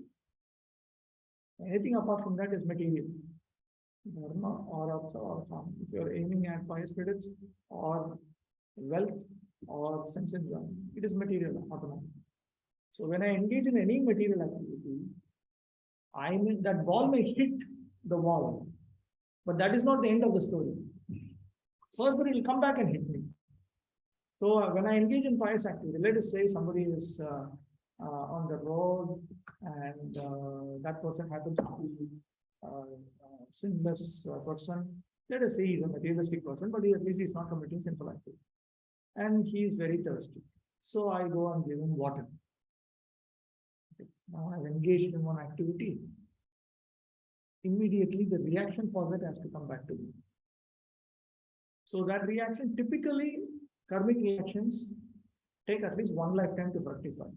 But if you engage in an extreme sinful activity, then the reactions will fructify in this lifetime.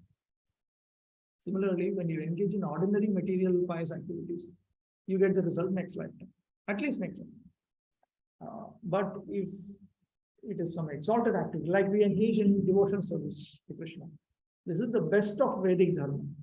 So the result will come immediately. That too, pure bhakti, we engage, pure sadhana bhakti, immediately you get it. Immediately you get. Immediate means in this very lifetime you experience the result. But other than that, it goes into a queue. It's a queue system. So I may engage in some combination of pious activities and sinful activities. So then it goes into a queue. All of that will fructify over lifetimes. So just as if I release the arrow, and after I release the arrow, I say, no, but I want to stop it. You cannot stop it. You released it, gone. So like that, I engage in a sinful activity, that reaction has to come to me. Only one reaction, only one exception is that. We will come across it later on. In general, everybody has to experience these karmic reactions. Even if I'm involved in the activities of Hari Bhakti, I'll have to experience my karmic reactions. Unless if the karmic reactions are unfavorable for my spiritual progress, that's a different thing.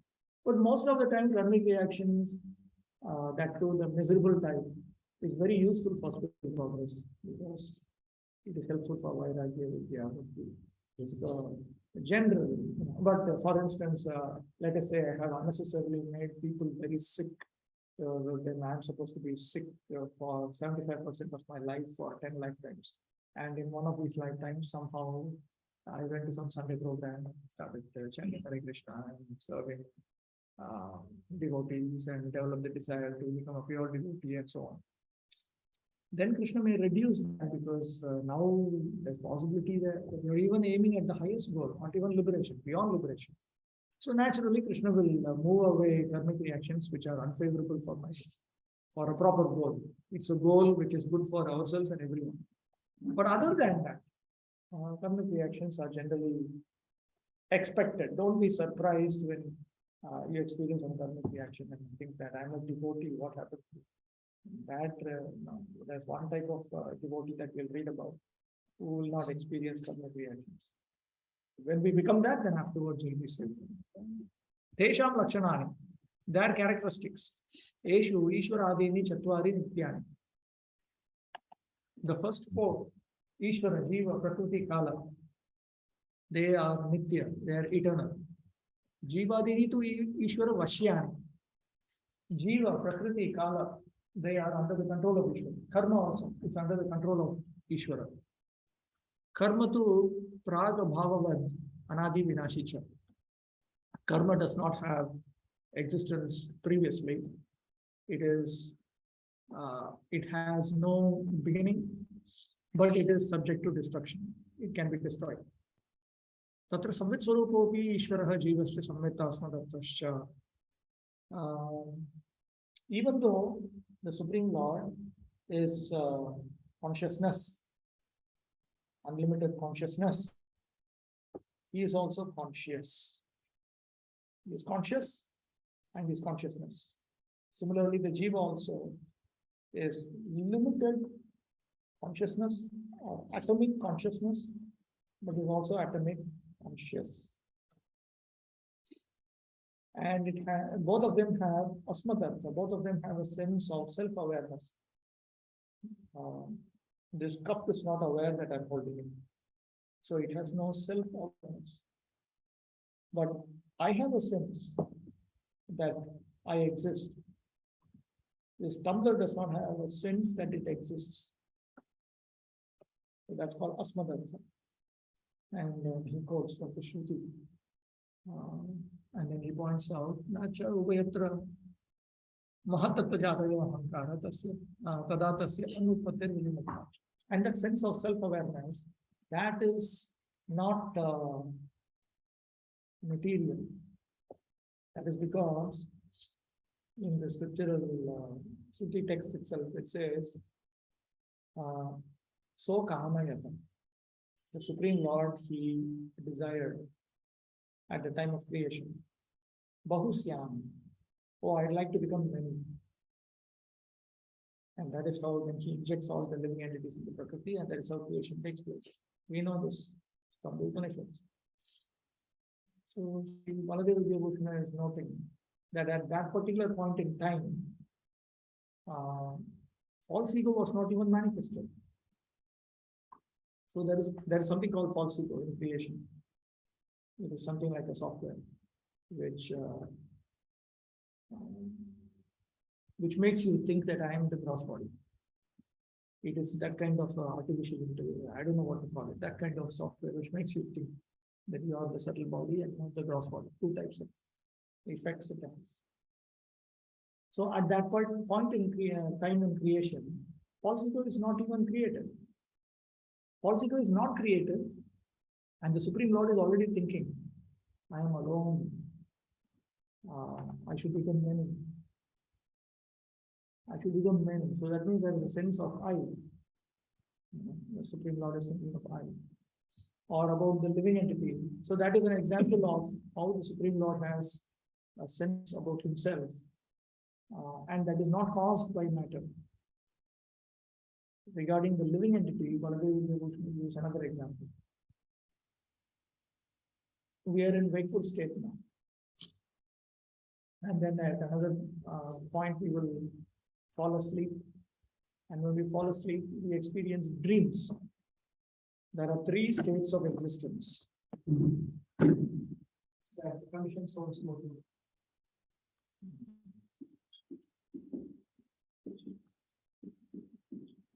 Jagrata, wakeful state, Jagrata Avastha.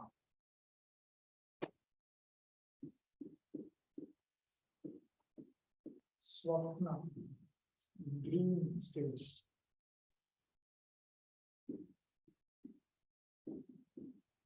Sushupti, good sleep, literally, it means deep sleep. Deep sleep, it means dreamless sleep. So all conditioned souls come in the snap of this. So these are these stages that all conditioned souls and so on. We all experience wakeful state, dream state, dreamless dream state. So we go through dream, we come to deep sleep, and then we come back to the wakeful state. When we come back to the wakeful state, then we remember, oh, I slept very nicely. Sometimes we even remember that we slept so nicely, and that pleasure was not the pleasure that we experienced inside the dream. We also recognize that there is a dreamless pleasure. It's a pleasure that we also, when we have a good dream, instead of we are happy, let's say we eat a lot, I don't know what, then we are happy. But that pleasure we distinctly recognize. It's a pleasure coming out of a dream. But we also have the experience of pleasures that do not come out of dreams. Dreamless pleasure during sleep. So Sri Baladeva Vidyabhushana says it's a matter of common recognition. Sukham aham aswapsam nakinchid application. At that time, I was not conscious of anything in particular. So this is a matter of common experience, actually. Okay. So So in that state also, we notice that the false ego is not acting. Because if the false ego acts in the wakeful state and in the state of dream. At the time of deep sleep, you don't experience anything through the subtle body or the gross body. No? At the time of dreaming, we don't experience anything through the gross body, definitely. Because this eye is closed and still inside the dream, we are seeing so many things. So that means definitely it is not in connection with the physical body. But in deep sleep, we experience happiness. That happiness is not because of the subtle body. Because then the dream itself is stopped. No. It is a dreamless state. And still I'm happy. So based on this, Baladev says that for the Jivatma also, his sense of I exist or I experience happiness, that is actually a spiritual sense. It is not material. He has to say that because the Mayavadis millions of times go on saying that you are thinking like that because you are under Maya. Okay, so that's an important point. Such a karta bhokta siddha. It is also established in the Vedic scriptures that both of them, both the Jivatma and the Paramatma, they are responsible agents. They are karta in the sense of they are individuals who do things and who are held responsible for it. That's called the karta. Responsible agency. This is important because if you don't understand who is responsible, then you will immediately say that you are rewarding someone who should not be rewarded, or you are punishing someone who should not be punished. So the living entity and the Supreme Lord, both of them are responsible agents.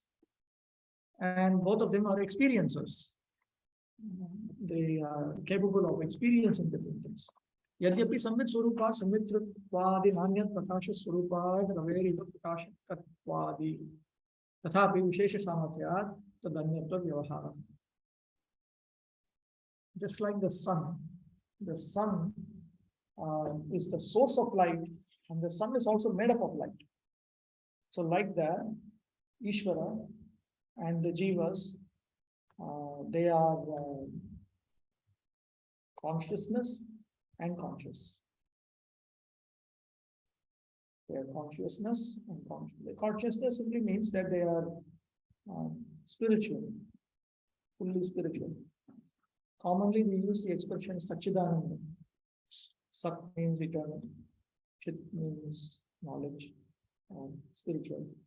Ananda means blissful. Okay. So here he is just pointing out that feature of Chit. Okay, any questions so far?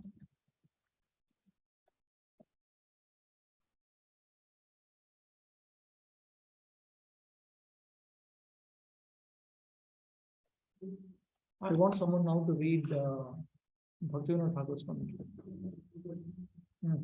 What saying you know is annual like what is another year was full green previously. So where is it being to different water? In my life there is something.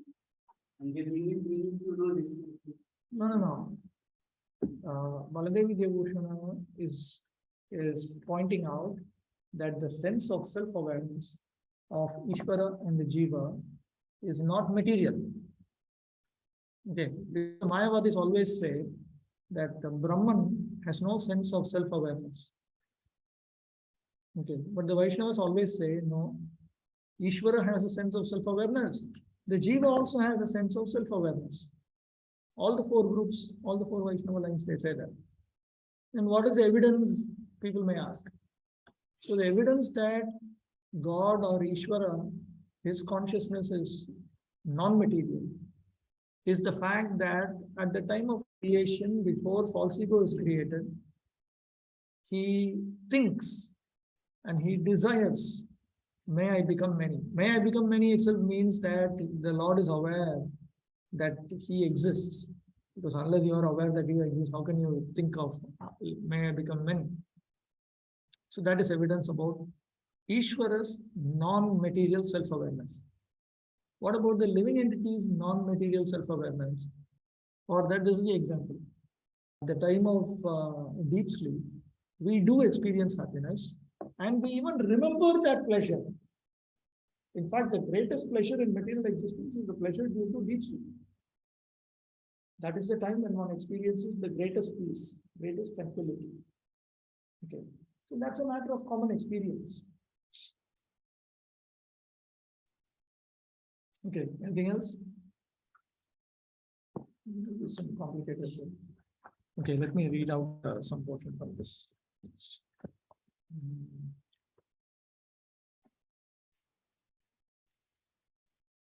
Okay, here is a translation of the initial portion of I'll only read one portion. May Krishna Chaitanya Chandra remain ever excellent. By the power of Panchatattva's mercy, the commentator Vidyabhushana revealed the sweet moon of Gita's truth that was covered by the cloud of Maya. Wait, do I have it? Did you send it to me? If you send it to me, then I can just share it on the screen and read it down.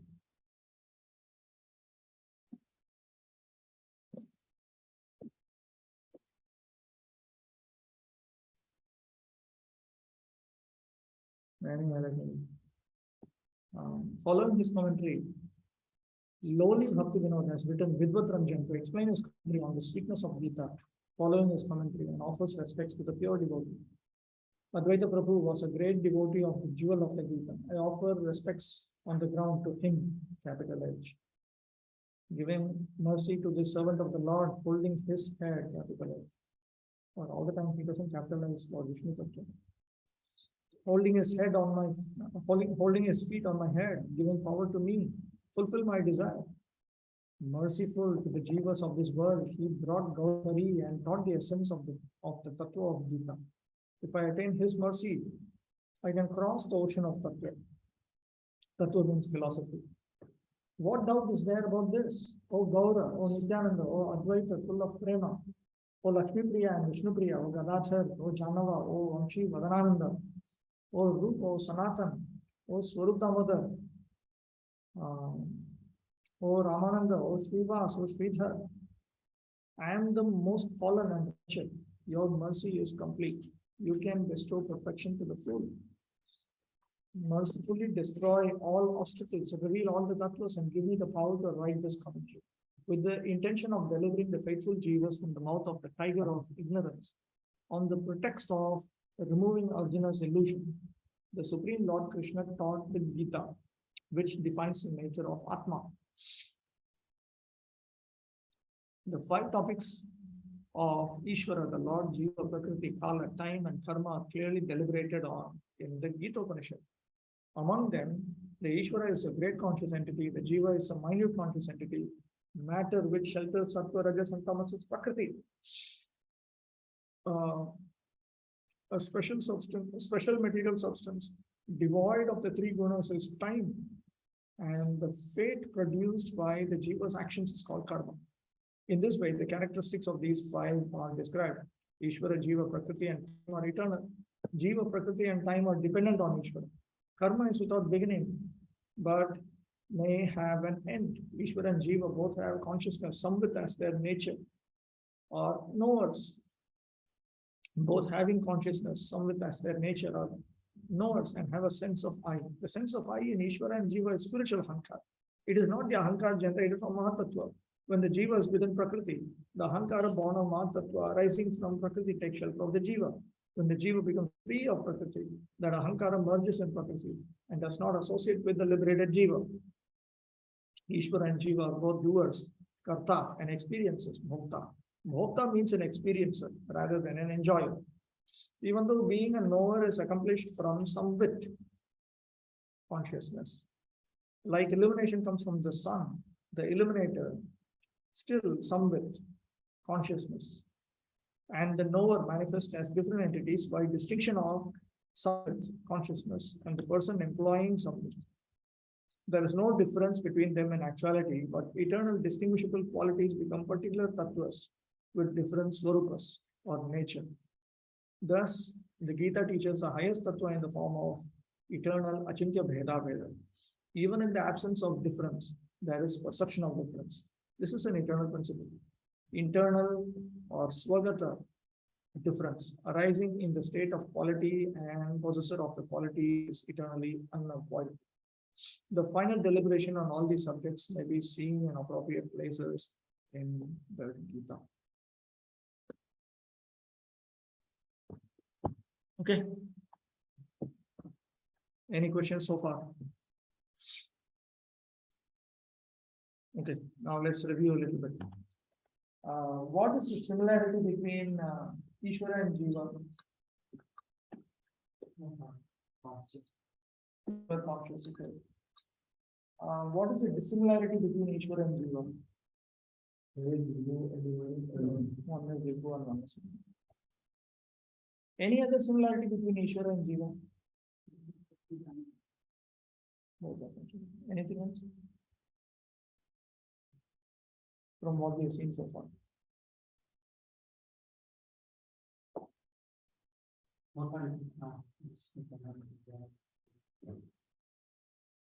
Both existed before. Correct. Both existed before creation. Anything else? Both of them are Both of them are responsible agents. Both of them are doers. Both of them have experiences. Both of them have sense of self-awareness, which is not material.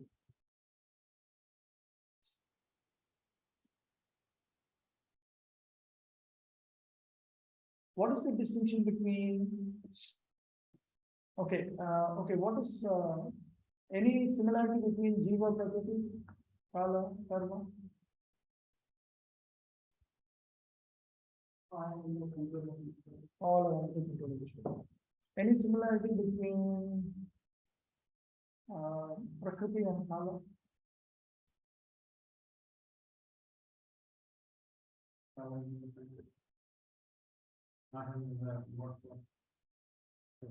Prakriti and Kala, both of them are material, first of all.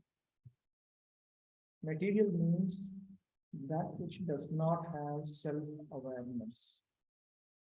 That is what is called material. Material means that which does not have self-awareness.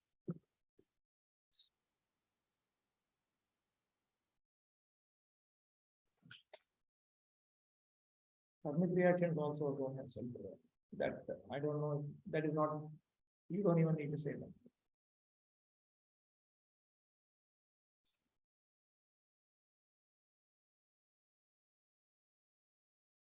It is all part of ordinary Vedic common sense that Kala, time, is the force of destruction. In today's world, we think time is in physics they study. It is a passive parameter denoting the state of a closed system. Sorry, but what it means is that it notes, just like we look at this clock, what exactly, and we say we can see the time in that. We all know that the effect of time, that we move only in one direction. In modern physics, they refer to it as the arrow of time. Time moves only in one direction, except in movies and novels where you can go in time machine. In reality, you cannot go back, you can only go front, and it forcibly drags the whole world in one direction. In the Vedic system, and before, during the time of the Greek philosophers in Europe, they had this conception that time is not just something that you see on the clock. Time is that which causes things to move forward and decay. And in Bhagavatam and all, we clearly understand that time, just like the cloud is moved by the wind, like that the conditioned soul is moved from birth all the way to death. So it is a destructive agency. In Sanskrit, the very word kala means destroyer. And in Bhagavad Gita, we will come to that. Kala kalayatamaham. Amongst all the destroyers, I am time. Because time itself is understood to be that which destroys. Okay. Karma is something else. every material activity is going to produce a reaction. That reaction will limit me in my current experience of life. Okay, so one clearly understands in Vedic civilization that these three, Shastri, Kala, they are the cause of dukkha, unfavorable experiences. Because Prakriti contains Sattva-guna, Rajoguna, Tamoguna. Prakriti has a psychological effect on the jivas. Everything, it is some kind of, it's like when you,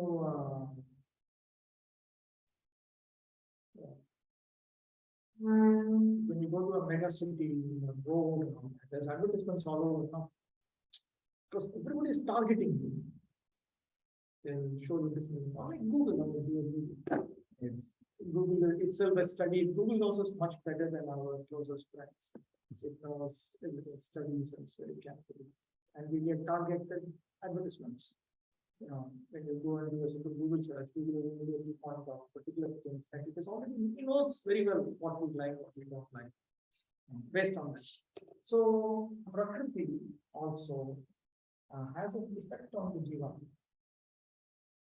through Sattva-guna or Rajoguna or Tamoguna. These are three psychological influences on the jiva.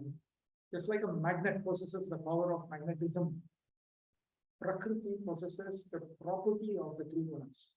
It has a psychological effect on us. Just as Earth possesses gravity, so like that Prakriti possesses the three modes. So the three modes are constantly affecting the jiva.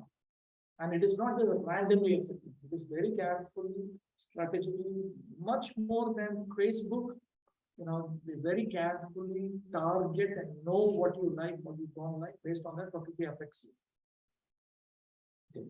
So the problems created by Prakriti are of one type. Because anything you do, you get affected. And it is meant to affect you. Even colors, particular colors has particular effect on the mind. Not just color, food stuffs that you eat, everything has an effect on the mind. Okay, so the rules of material nature, the properties of material nature, that gives one type of problem. Kala gives another type of problem. Because it ensures that everything that you possess will be destroyed. It's a separate force. Separate from the force of Prakriti is the force of time, Kala. Separate from these two is the force of karma. Apart from the fact that I will anyway, whatever I have will be destroyed. And I cannot just be normal, I'm constantly affected by Sattva-guna. That is the third problem of karma. I did some activity past life and now I have to suffer for them. I'm caught up. So in these three ways, we are constantly subjected to unfavorable experiences. That is what is called as dukkha, disturbances.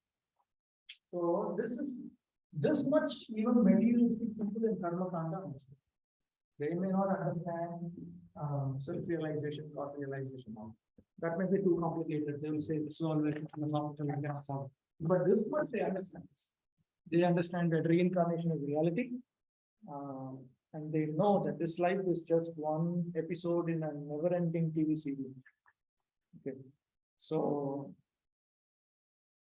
I earn my father, I earn my mother, I earn my wife, I earn my brother, I earn my sister.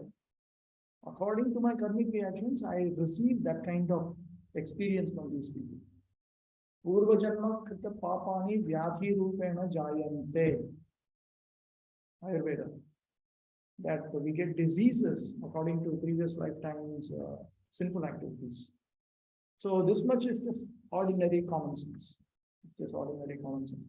But what we learn from Bhagavad Gita and higher scriptures is the nature of the living entity and Ishvara and so on. But in today's world, since we have no common sense, we need to learn this. For us, that is also uncommon. So we have to learn that also. Very useful. Okay, I'm coming to Prabhupada. The subject of the Bhagavad Gita entails a comprehension of 5 basic truths. First of all, the science of God is explained, and then the constitutional position of the living entity is Jiva. Okay, I want someone to now read loud until I say stop. Who can read? Mohan Radha, please. From There is Ishvara, page 7, first line. Page 7. There is Ishvara. From there is Ishvara, which means the controller, and there are yours, the living entities, which are controlled. If a living entity says that he is not controlled, but that is free, then he means the living being is controlled in every respect, at least in conditional life. So in the Bhagavad Gita, the subject matter deals with the supreme controller and the jivas, the controlled living entity, the materialism and time, the duration of existence of the whole universe, or the manifestation of material nature and karma activity are all different. The cosmic manifestation is full of different activities. All living entities are engaged in different activities. From Bhagavad Gita, we must learn what God is, what the living entities are, what Prakriti is, what the cosmic manifestation is, how it is controlled by time, and what the activities of the living entities are. Out of these 5 basic subject matters in the Bhagavad Gita, it is established that the Supreme God, or Krishna, or Brahman, or the Supreme Controller, or Paramatma, you may use whatever name you like, is the British God of the living beings are in quality like the Supreme Controller. For instance, the Lord of control over the universal affairs of nature, as is explained in the later chapter of the Gita. Material nature is not independent. She is acting under the directions of the Supreme Lord. As our Krishna says, Maya Bhakti Prakriti Swayati Swayatarantaram. This material nature is working under my direction. When we see wonderful things happening in the cosmic nature, we should know that behind this cosmic manifestation, there is a controller. Nothing could be manifested without being controlled. If a child is not considered a controller, for instance, a child imagines that an automobile is quite wonderful to be able to run without a horse or other animals within it. But a sane man knows the nature of the automobile, engineering, and he also knows that behind the machinery there is a man, a driver. Similarly, the Supreme Lord is the driver under whose direction everything is working. Now the jiva or the living entity have been accepted by the Lord, as we know in the later chapter, as part and parcel. A particle of gold is also gold. A drop of water from the ocean is also salt. And similarly, we the living entity, being part and parcel of the Supreme Controller, Ishvara or Bhagavan, Lord Sri Krishna, have all the qualities of the Supreme Lord in mining from the sea. Because we are mining Ishvara, bodily Ishvara. We are trying to control nature. As eventually we are trying to control space or planet. And this ability to control is there because it is in Krishna. But also we have a tendency to love the connection nature. We should know that we are not the supreme controller. This is the nature. Okay. Wait.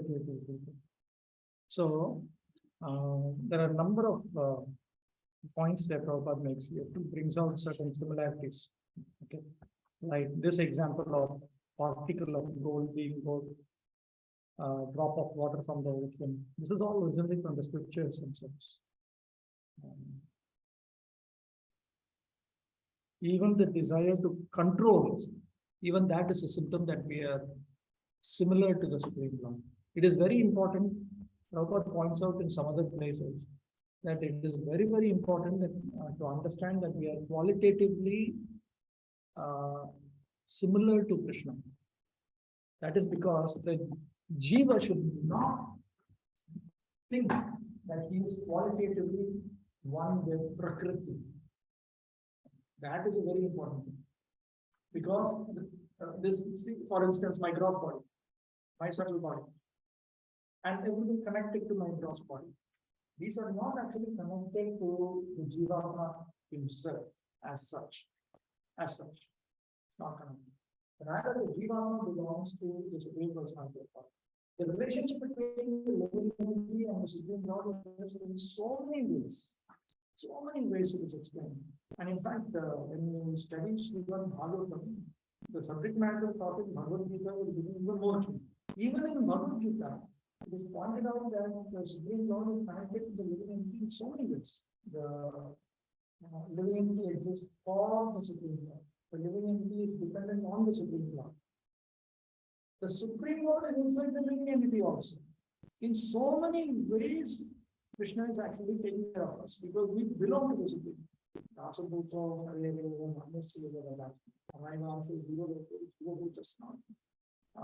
The scriptures explain, in some places they say the living entities are like the children of the Supreme Personality of God. To make us understand that just as noble, civilized father or mother will always selflessly be affectionate to the child.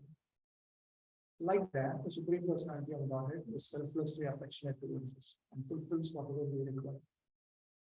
It is also explained that the Supreme Lord is inside the living entity, with the living entity as a friend, in so many ways.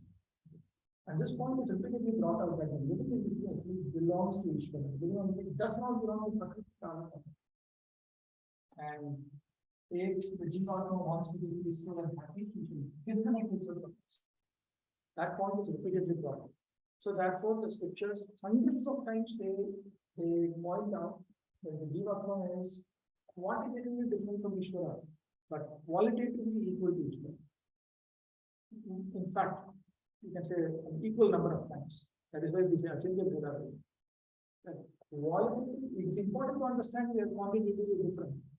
It is also important to understand that we are qualitatively one with God, because we do not belong to this world.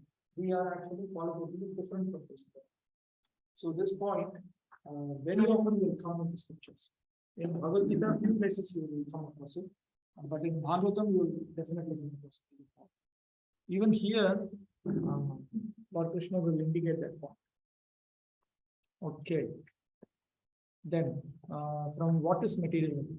Anand Prabhu, please read. From what is material nature? Page 8, first paragraph. Material nature itself is constituted by three qualities. No, before that. What is material nature? This is also explained in the Gita as inferior property, inferior nature. The living entity is explained as superior property. Prakriti is always under the control, whether inferior or superior. Prakriti is female and she is controlled by the Lord just as the activities of a wife are controlled by the husband. Prakriti is always subordinate, predominated by the Lord, who is the predominator. The living entities and the material nature are both predominated, controlled by the Supreme Lord. According to the Gita, the living entities, although part and parcel of the Supreme Lord, are to be considered separately. This is clearly mentioned in the 7th chapter of the Bhagavad Gita. Abhadyam idastam anne prakriti nitine param. Jiva bhutam. This material nature is my inferior prakriti, but beyond this is another prakriti. Jiva Buddha, the living entities. Material nature itself is constituted by three qualities: the mode of goodness, the mode of passion, and the mode of ignorance. About these modes there is eternal time, and by the combination of these modes of nature and under the control and purview of the eternal time, there are activities which are called karma. These activities are being carried out from time immemorial, and we are suffering or enjoying the fruits of our activities. For instance, suppose I am a businessman and have worked very hard with intelligence and have amassed a great bank balance. Then I am the enjoyer. But then say I have lost all my money in business, then I am a sufferer. Similarly, in every field of life, we enjoy the results of our work or we suffer the result. This is called karma. Okay.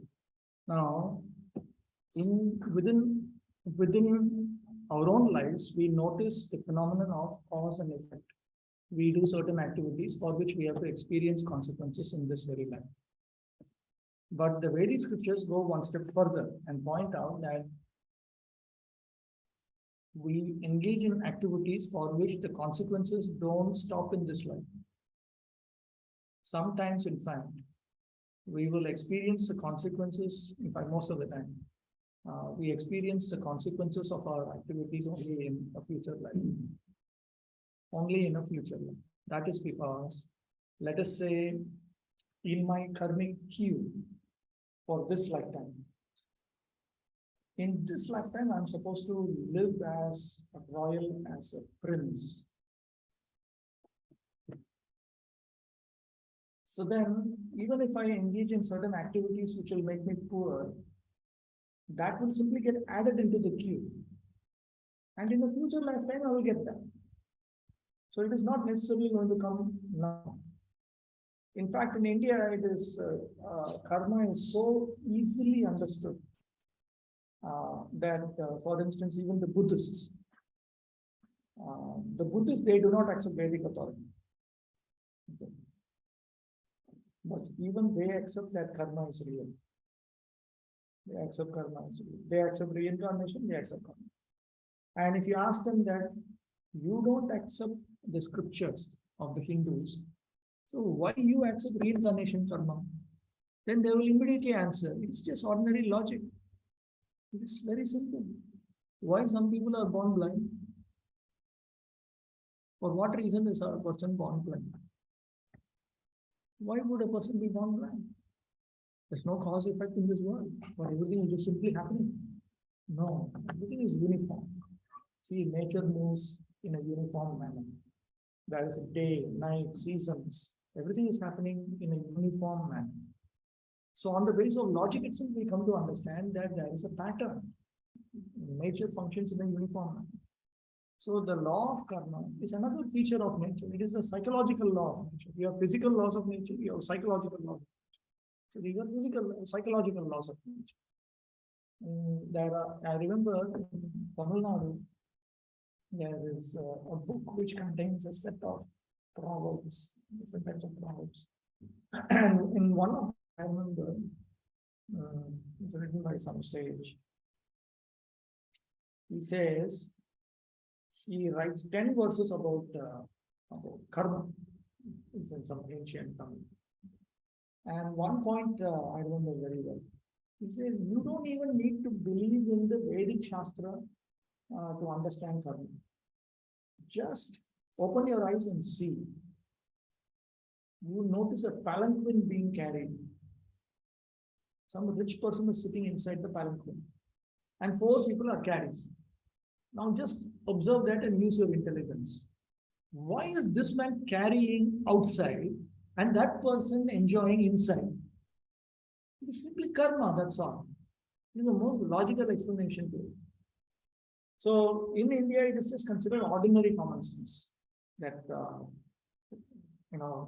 you attain consequences of your activities over lifetimes. Over lifetime. Even now in India, in South India, definitely we hear that this person is enjoying so much. Past life, he must have done a lot of price. No other explanation. In fact, I myself, I know some people, they hardly prepare for any exam. And they go and simply write, and somehow on that spot they write everything correctly, and they get much more marks than people who have studied, memorized. Correctly they go. So it is just ordinary logic. In India, when you talk about karma, everyone says yes. It's very common. Because they say, what is this? Without much hard work, how is he getting it? That means there is some other factor. There is the factor of karma. It was his previous karma. That's it. Karma is very, very important to understand. It is just ordinary material common sense. Astrology is simply reading of one's karmic actions. That's all. Ishwar, the Supreme Lord, Jiva, the living entity, Prakriti, nature, Kala, eternal time, and Karma, activity are all explained in the Bhagavad Gita. Out of these 5, the Lord, the living entities, material nature, and time are eternal. The manifestation of Prakriti may be temporary, but it is not false. Some philosophers say that the manifestation of material nature is false, but according to the philosophy of Bhagavad Gita or according to the philosophy of the Vaishnavas, this is not so. The manifestation of the world is not accepted as false. It is accepted as real but temporary.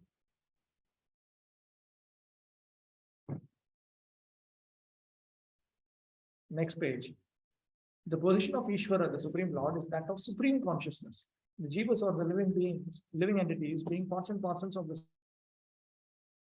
Both the living entity and material nature are explained as Prakriti, the energy of the Supreme Lord. But one of the two, the jiva, is conscious. The other Prakriti is not conscious. That is the difference. Therefore, the jiva Prakriti is called superior because the jiva has consciousness which is similar to the Lord's. The Lord's is supreme consciousness, however, and one should not claim that the jiva, the living entity, is also supremely conscious. The living being cannot be supremely conscious at any stage of his perfection. And the theory that he can be so is a misleading theory. Conscious he may be, but he's not perfectly or supremely conscious. Supremely conscious means conscious of everything and at all points in time, without any disturbance. The distinction between the jiva and the Ishvara will be explained in the 13th chapter of the Bhagavad Gita.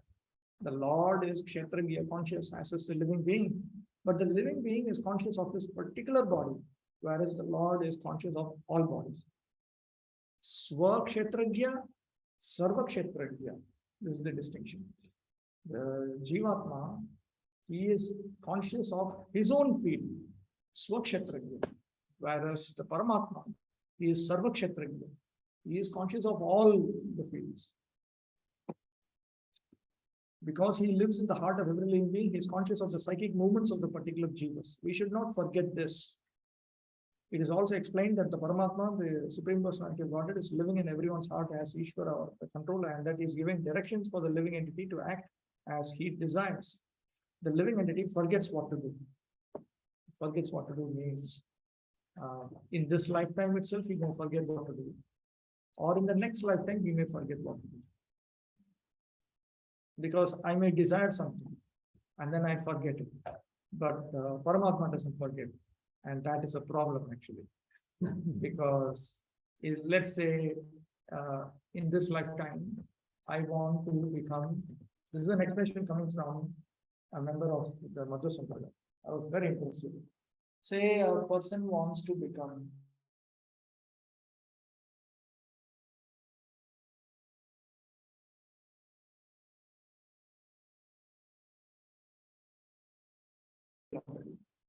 everything follows rules and regulations. Just because I desire it doesn't mean that I will get it. You may desire hundreds of things. So what does the Paramatma do? The Paramatma then starts pushing that living entity, that Jivatma, to what is this?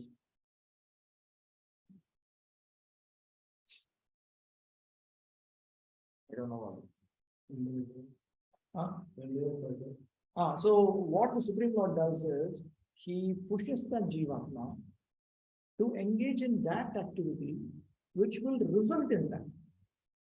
So suppose I want to be respected by 10,000 people. I need to have that degree of pious credits, sukriti. Without piety, you don't get all these things. Okay. So the Paramatma will start pushing that living entity to engage in that kind of pious activity which will lead to that. Now this living entity may be surprised. Why suddenly my life I'm getting this kind of experience? People are telling me I should come and do annadana, food distribution. I should be kind to the poor. Why suddenly I'm being approached and I'm being dragged into all. It is all because of that desire. Now he might have forgotten that desire, but Paramatma doesn't forget. Because you desired it now. Now I'll provide you the means by which you can attain. If until the living entity consciously doesn't want it. Oh, actually I desire it. I don't want it. I don't want it. Okay. Until he consciously doesn't desire it, it is added to that desire list. The Paramatma for that Jivatma 1, 2, 7, 4, 3. It is added into the desire list. He wanted it. Now I should fulfill it. Because the Paramatma is like the father and mother of the child, always trying to fulfill all the crazy ideas that we all have. So, but fulfill it means not like magic. Oh, you want a beautiful woman? Okay, here, take. Not like that. You have to engage in the pious activities and earn that beautifully. So you deal with women nicely, according to dharma in this life. You deal with your mother nicely, your sister nicely, your wife nicely. Everything is proper. Even if she is ugly and shouting at you, screaming at you, within the boundaries of dharma, you take care of all of these people properly. Then in the next lifetime, you'll get that kind of.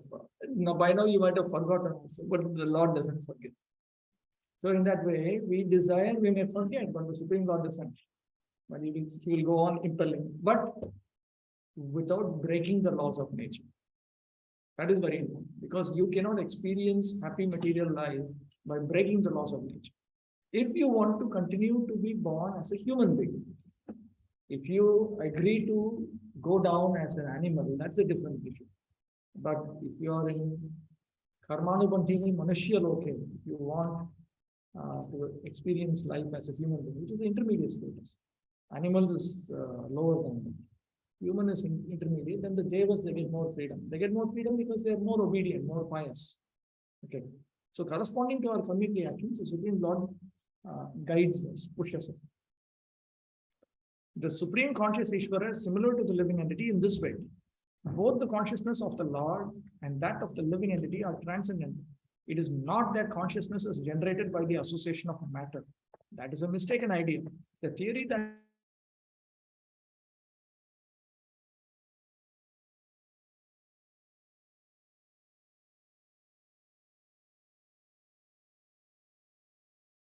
reflected by the coloring of material circumstances, just as light reflected through colored glass may appear to be a certain color. But the consciousness of the Lord is not materially affected. If he were so affected, he would be unfit to speak on transcendental matters as he does in the Bhagavad Gita. So the Lord is not materially contaminated. Our consciousness at the present moment, however, is materially contaminated. That means we are trying to experience happiness within matter. That is what is called materially contaminated consciousness. The Bhagavad Gita teaches that we have to purify this materially contaminated consciousness. In pure consciousness, our actions will be dovetailed to the will of the Ishvara, and that will make us happy. When we are materially contaminated, we are called conditioned. False consciousness is exhibited under the impression that I am a product of material nature. My body is a product of material nature, and when I imagine that I am this, then that is an exhibition of false consciousness. This is called false ego. One is absorbed in the thought of bodily conceptions, cannot understand this situation. The Bhagavad Gita was spoken to liberate one from the bodily conception of life. And Arjuna put himself in this position in order to receive this information from the Lord. All the instructions of Bhagavad Gita are intended to awaken this pure consciousness. And therefore, we find at the last stage of the Gita's instructions that Krishna is asking Arjuna whether he is now in purified consciousness. Purified consciousness means acting in accordance with the instructions of the Lord. Finally, at the end, Krishna is asking Arjuna, so, are you okay? And then Arjuna, he says,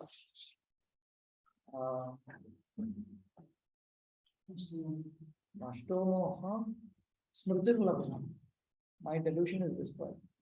I have regained my memory. By your mercy, I Achyuta, Stithosmini, now I am well situated. Gatasandev, I have no doubts. Karishye Vachanamta, I will do what you say. So now he is not in delusion, and he is saying, I will do what you say. So from this only, Prabhupada is developing the idea that this is pure consciousness. No delusion means you are pure. Okay. So a state of non-delusion means, like Arjuna, you will also say, Karishye Vachanam Tam. When I usually start telling Krishna that I will do whatever you say, then it is indicating that I am in pure consciousness. All the higher Prema Bhakti rasas contain the features of the lower Prema Bhakti rasa known as Dasya rasa. In Dasya rasa, we have the desire to please the Supreme Lord. In Sakhya rasa, Vatsalya rasa, Madhurya rasa also, this basic idea that I should please Krishna is always there. Actively I should please Krishna. In Shanta rasa, lower than that, there is the idea that I should not be interested in anything material. I should not be interested in anything selfish. And I should be focused on Krishna. Those features also are found in the higher Prema Bhakti Rasas. So the Dasya Rasa that Lord Chaitanya talks about, or that Rupa Goswami talks about, pure Dasya Rasa. Arjuna is indicating that here. What is this consciousness? This consciousness is I am. Then what am I? In contaminated consciousness, I am means I am the Lord of all I serve. I am the enjoyer. I am the Lord of all I serve. Even a small child has this consciousness. That to the maximum possible extent, I would like to grab everything around me and use it the way I want. This is what is called enjoyment. That I take it and use it for my purpose. This is what is called enjoyment. The world revolves because every living being thinks that he is the Lord and creator of the material world. Material consciousness has two psychic divisions. One is that I am the creator, and the other is that I am the enjoyer. But actually, the Supreme Lord is both the creator and the enjoyer. And the living being part and parcel of the Supreme Lord, is neither the creator nor the enjoyer, but a cooperator. He is the created and the enjoyed. For instance, a part of a machine cooperates with the whole machine. A part of the body cooperates with the whole body. So, Prabhupada explains that the relationship between us and the Supreme Lord is that we are subordinate cooperators. We are meant to be subordinate cooperators. And he gives the example of the senses and the stomach, which is straight coming from Bhagavatam. Yathataro Mula Nishechane Jovashan. It's coming from that. The central figure of creation and of enjoyment is the Supreme Lord, and the living entities are cooperators. By cooperation, they enjoy. See, so many times Prabhupada uses this word cooperate, cooperator, and so on, to indicate that when we try to please the Supreme Lord, we are also pleased. Therefore, the concept of cooperation comes. Because in a cooperative endeavor, everybody derives benefit.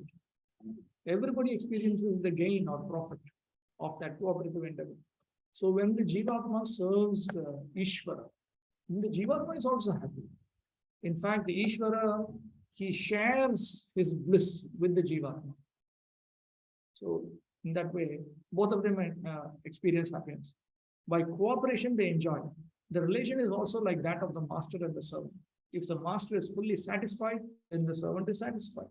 Similarly, the Supreme Lord should be satisfied, although the tendency to become the creator and the tendency to enjoy the material world are also there in the living entities, because these tendencies are there in the Supreme Lord who has created the manifested cosmic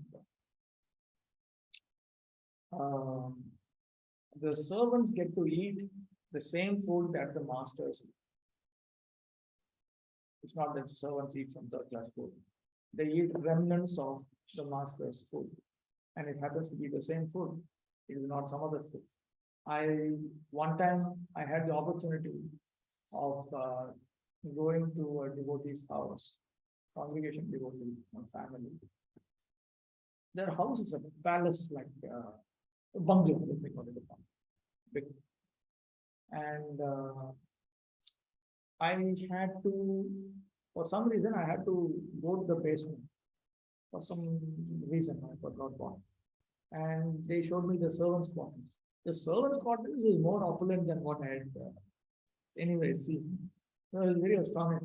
Wow, what is this? Oh, these are just servants, not so human necessities. But they get to eat the same food.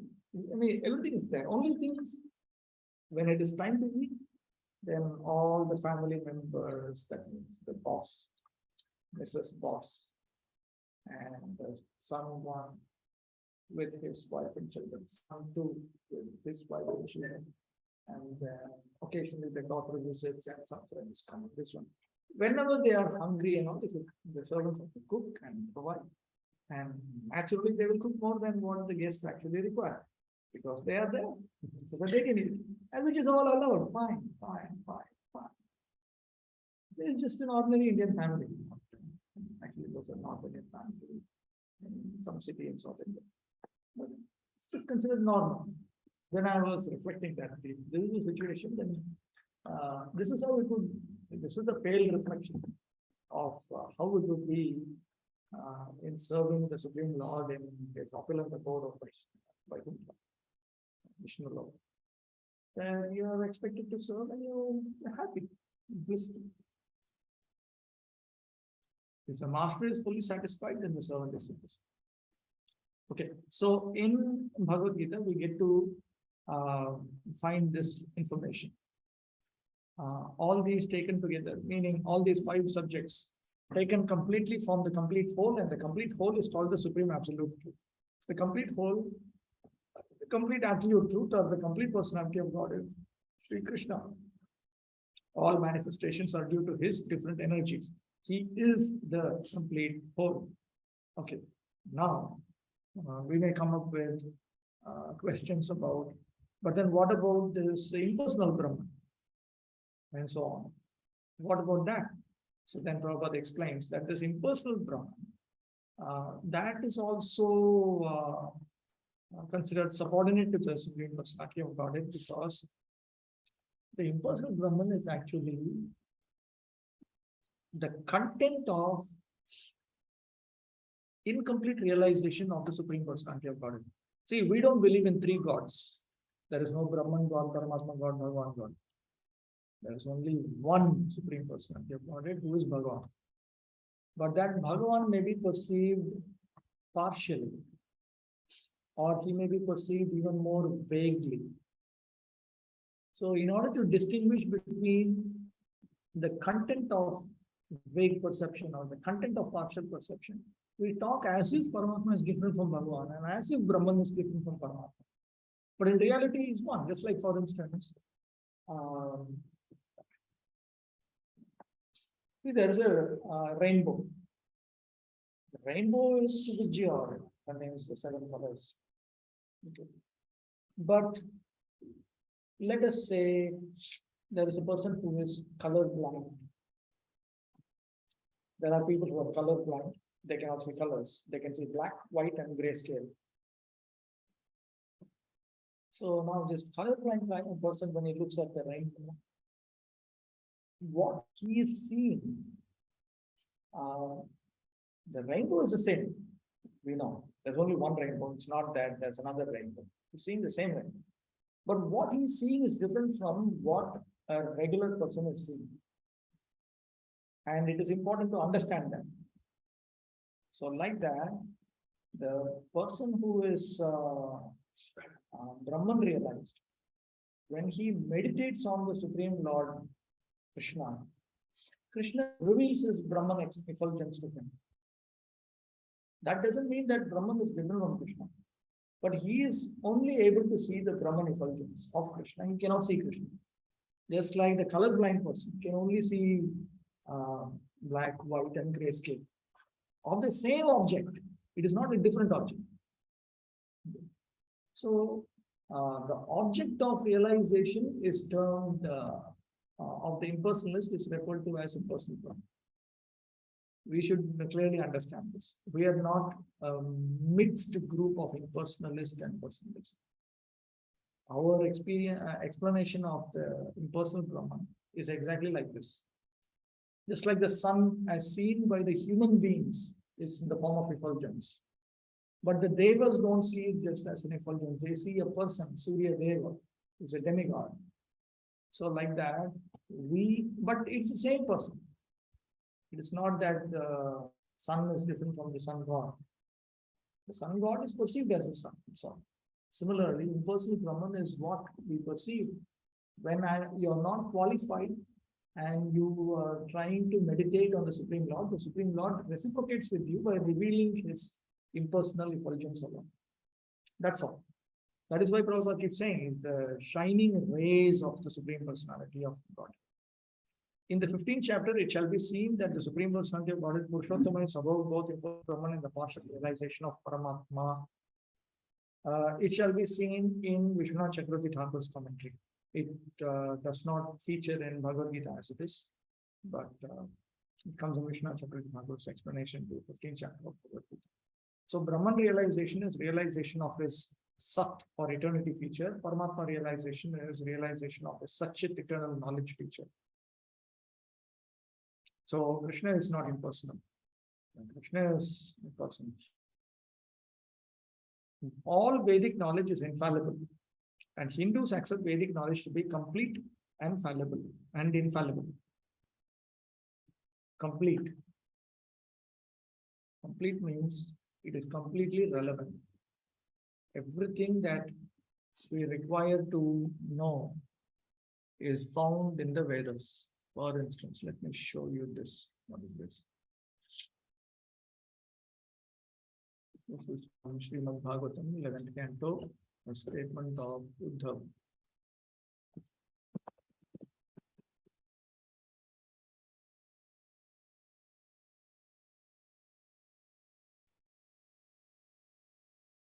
Famous verse, Jiva Goswami refers to it in Tattva Sandarbha. Pitrideva Manushyanam Vedaschakshustaveshvara Shreyastvan Upalabdhir Sadhya Sadhana Yorapi.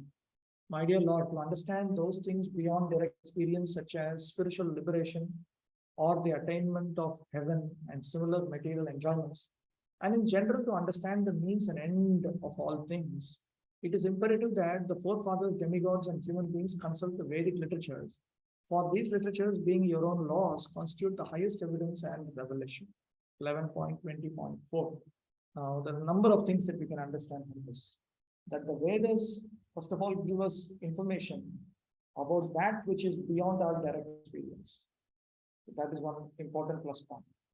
Because we know that there are plenty of things which are beyond our direct experience.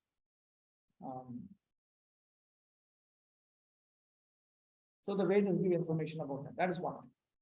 Okay.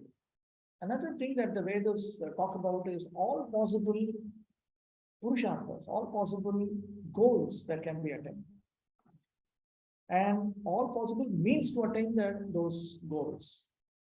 That also the Vedas teach. So they teach you about tattva, sadhya, and sadhana. Tattva means something that exists. Specifically, things which are beyond our range of perception. That the Vedas inform us about. All the different goals that can be attained and all the different means by which you can attain those goals. All of that information comes in the Vedas. So therefore, it is said to be complete. Everything that we need to know is presented in the Vedas. Now you may say it doesn't talk about the properties of some complex molecule that has been recently discovered, but that is not going to help you attain the various goals in life. Okay, it is not going to help you attain artha, kama. It is not actually a direct means of that. You may say it is a component of a means by which I can later on attain enhanced artha, kama. But it is not going to be capable. It is definitely that information is not capable of providing you artha, kama in your next life. And that you have next life, that you reincarnate. That is understood simply through pratyaksha and anumana. Through sense perception and logic, you understand that there is reincarnation and karma. Okay. For example, cow dung is the stool of an animal, and according to Smriti or Vedic injunction, if one touches the stool of an animal, he has to take a bath to purify himself. But in the Vedic scriptures, cow dung is considered to be a purifying agent. One might consider this to be contradictory, but it is accepted because it is Vedic injunction. Indeed, by accepting this, one will not commit a mistake. Vedic knowledge is not a question of research. Our research work is imperfect because we are researching things with imperfect senses. We have to accept perfect knowledge which comes down, as it is stated in Bhagavad Gita by the Parampara disciplic succession. Now, this very concept of perfect is something that people in the modern world are very allergic to. They don't like this kind of bold, courageous, straightforward, uncompromised presentation. And usually they like to give the impression that I'm imperfect, you're imperfect, everybody is imperfect, and you cannot become perfect. even when they come to study the Vedic scriptures, they try their best to drag everyone down to the platform of imperfection. Even if it's something as simple as Bhagavad Gita, no, you cannot have perfect knowledge of Bhagavad Gita. You cannot have perfect knowledge of Bhagavad. You cannot. No, it's impossible that perfect knowledge of the scriptures can come through a parampara. The parampara must be imperfect. That knowledge must be imperfect. I will spend my whole life and I'll prove that it is imperfect. All you people are wasting your time because there's no such thing as perfect knowledge coming through a perfect. Constantly they're stuck with that problem. But this is a very important point that we have to accept perfect knowledge as it comes down through perfect disciplic succession. Here, the Gita should be taken as the most perfect presentation of Vedic knowledge. Vedic knowledge is received from transcendental sources, and the first words were spoken by the Lord himself. The words spoken by the Lord are called Apaushaya, meaning that they are different from words spoken by a person of the mundane world who is infected with four defects. A mundaner is sure to commit mistakes, is invariably illusion, has the tendency to cheat others, and is limited by imperfect senses. With these four imperfections, one cannot deliver perfect information of all pervading knowledge. You cannot give information about knowledge about everything. Now, Krishna does not have this defect. And the entire process of pure Bhakti Yoga is to make us qualified to directly receive Krishna's perfect guidance. We will come across this later on in Bhagavad Gita. Tesham satati yuktanam bhajatam pritipurvakam dadami buddhiyogam yena mam prayanti tesham evanakam partham aham jnanajam tamam ashayamyatmam pavastu jnanadipena bhasvatam. So the entire process is the perfect pure devotees, they train those who want to come to that platform. They train them that you must also surrender unto Krishna's lotus feet. Engage in nothing less than pure devotional service. You engage in pure devotional service, then you become eligible to be directly guided by Krishna. There is no need to fear that this will create havoc in the practitioner's life. Because if one is a transparent via medium, a perfect pure Vaishnava is a transparent via medium to the Supreme Personality of God. So he will always present Krishna's attitude and Krishna's instructions perfectly, properly, the way we are meant to actually accept it. So therefore, one will not experience any duality between the instructions of the spiritual authority and the instructions of the Supreme Personality of God. It will be identical. Vedic knowledge is not imparted by such defective living entities. It was imparted unto the heart of Brahma, the first created living being. And Brahma in his turn disseminated this knowledge to his sons and disciples as he originally received it from the Lord. In this world, men are not meant for quarreling like cats and dogs. Men must be intelligent to realize the importance of human life and refuse to act like ordinary animals. A human being should realize the aim of his life, and this direction is given in all Vedic literatures, and the essence is given in Bhagavad Gita. Vedic literature is meant for human beings, not for animals.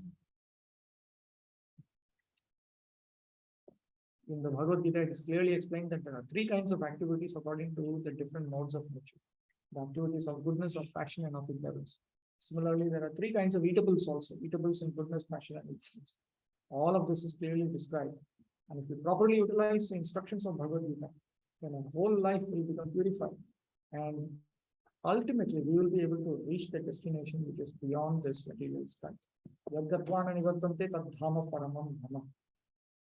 So from Bhagavad Gita, we learn about what is known as Gunatraya Viveka, distinction between the effect of the three modes of material nature.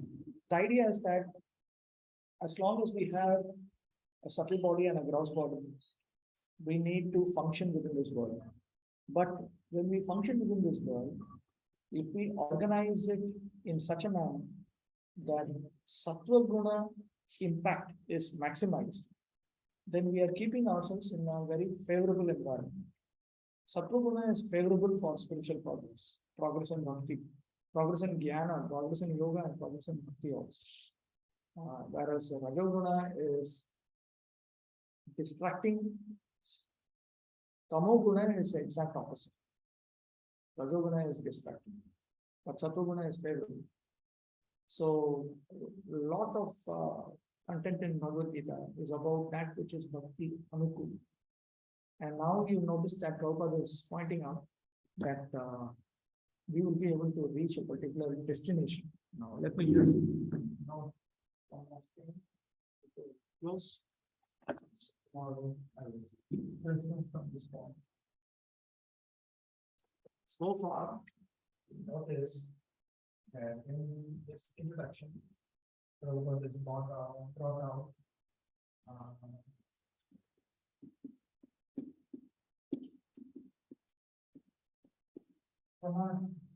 what is the source of valid knowledge? The highest source of valid knowledge is Vedic scripture. You can understand, you can learn things from your senses, but you can also learn certain things from logical inference. There are many things we learn from logical inference. For instance, when somebody commits a crime, then the detectives go and it is through logic that they try to understand. See, this person came, he came and stole this thing. And then the fingerprints are there, the fingerprints are matching. It's through logic. And nobody saw that thief steal. Okay, so it is through logic. So Pratyaksha, sense perception is one source of valid knowledge under certain things. Logical inference, that is another source of valid knowledge into particular conditions. Similarly, acceptance of authority is a third source. And the spotless method of accepting authority is to accept Vedic authority. The person is already brought it, command. And then he has already spoken about what exists. What exists? If you go and ask modern scientists, he will say, he'll show you a periodic table. And he'll say, this is what exists. Hydrogen, helium, all this. He will not, and if you ask, what about living beings? Then he will say, well, that we are researching, we are trying to find out. And if you ask, what is material nature? They'll say, we are researching. What is time? We are researching on that also. Now, why some people are born blind, some people are like this? We are researching about that also. So, how about God or anything that totally blank. But these are the purpose. This is what exists. What is the spiritual world? The spiritual world is internal energy of Ishvara. So if you carefully examine, everything that you think about comes to the next. What exists? Then there are two more things which Prabhupada now will cover this attention. Sadhya and sadhana. What is going to be the goal? And what is meant to be the means to attain that goal? These two we have already seen, and these two we will see next. Hare Rama, Hare Rama, Hare Hare. Any questions? Otherwise, we'll close up. You can also ask questions in the group. Yes, sir. One point. What is the border between impure devotees and pure devotees? The principle of Karichi Rachinam Dava, which explained, so, the border between impure devotees and pure devotees.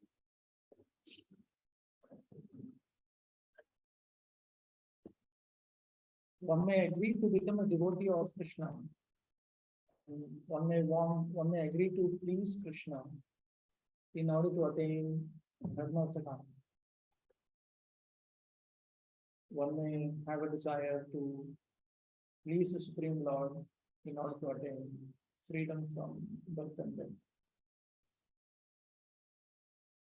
But a pure devotee is one who wants to please the Supreme Lord just to please the Supreme Lord. So he has a desire to attain Bhakti. So that is a very important distinction between the pure devotee and the pure devotee. The goal. Both are engaged in the same activity, but internally his desire is different. That is a very important component. There are some other components also in certain situations. One may mix his practice of bhakti with other activities, or one may not mix. That is also. We'll come across. Anything else? The Lord is called Apurusheya. No, the Lord is not called Apaurushaya. The Vedic scriptures are called Apaurushaya. The Vedic scriptures are called Apaurushaya. Paurushaya means, in this context, it simply means human. Apaurushaya means non-human. It means not defective. In the Shruti, the Shruti is Apaurushaya in a very special sense. It is audio. Okay. And in all the different universes and at all points in time, the Shruti mantras will be identical. So, Isha Vasyam Idam Sarvam Yatincha Jagatyam Jagat will always be that. Whereas with the Smriti scriptures, they may go through different editions and with different wordings also. So, the next day of Brahma, when Krishna speaks Bhagavad Gita, it may not be identical to this. They have some new wordings, different wording, anything. But Shruti is not. Always it will be. Same thing. So the four Vedas are called Shruti. So there, technically the expression that is used is the Varna Krama is intact. Varna Krama. Varna. Sorry. The Varna Krama is intact in Shruti.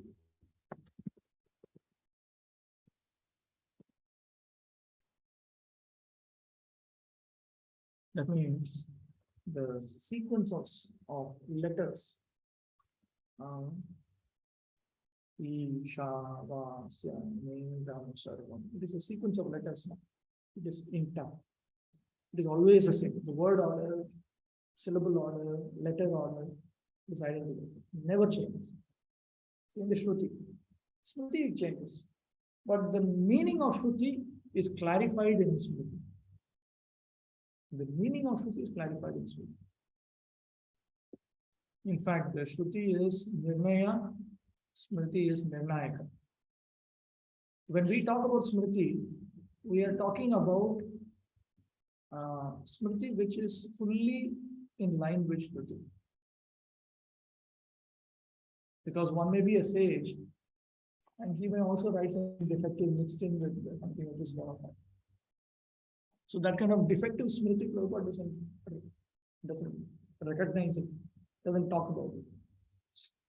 We are talking about recognized Smritis. Recognized Smritis are more important than Shruti because they clarify Shruti.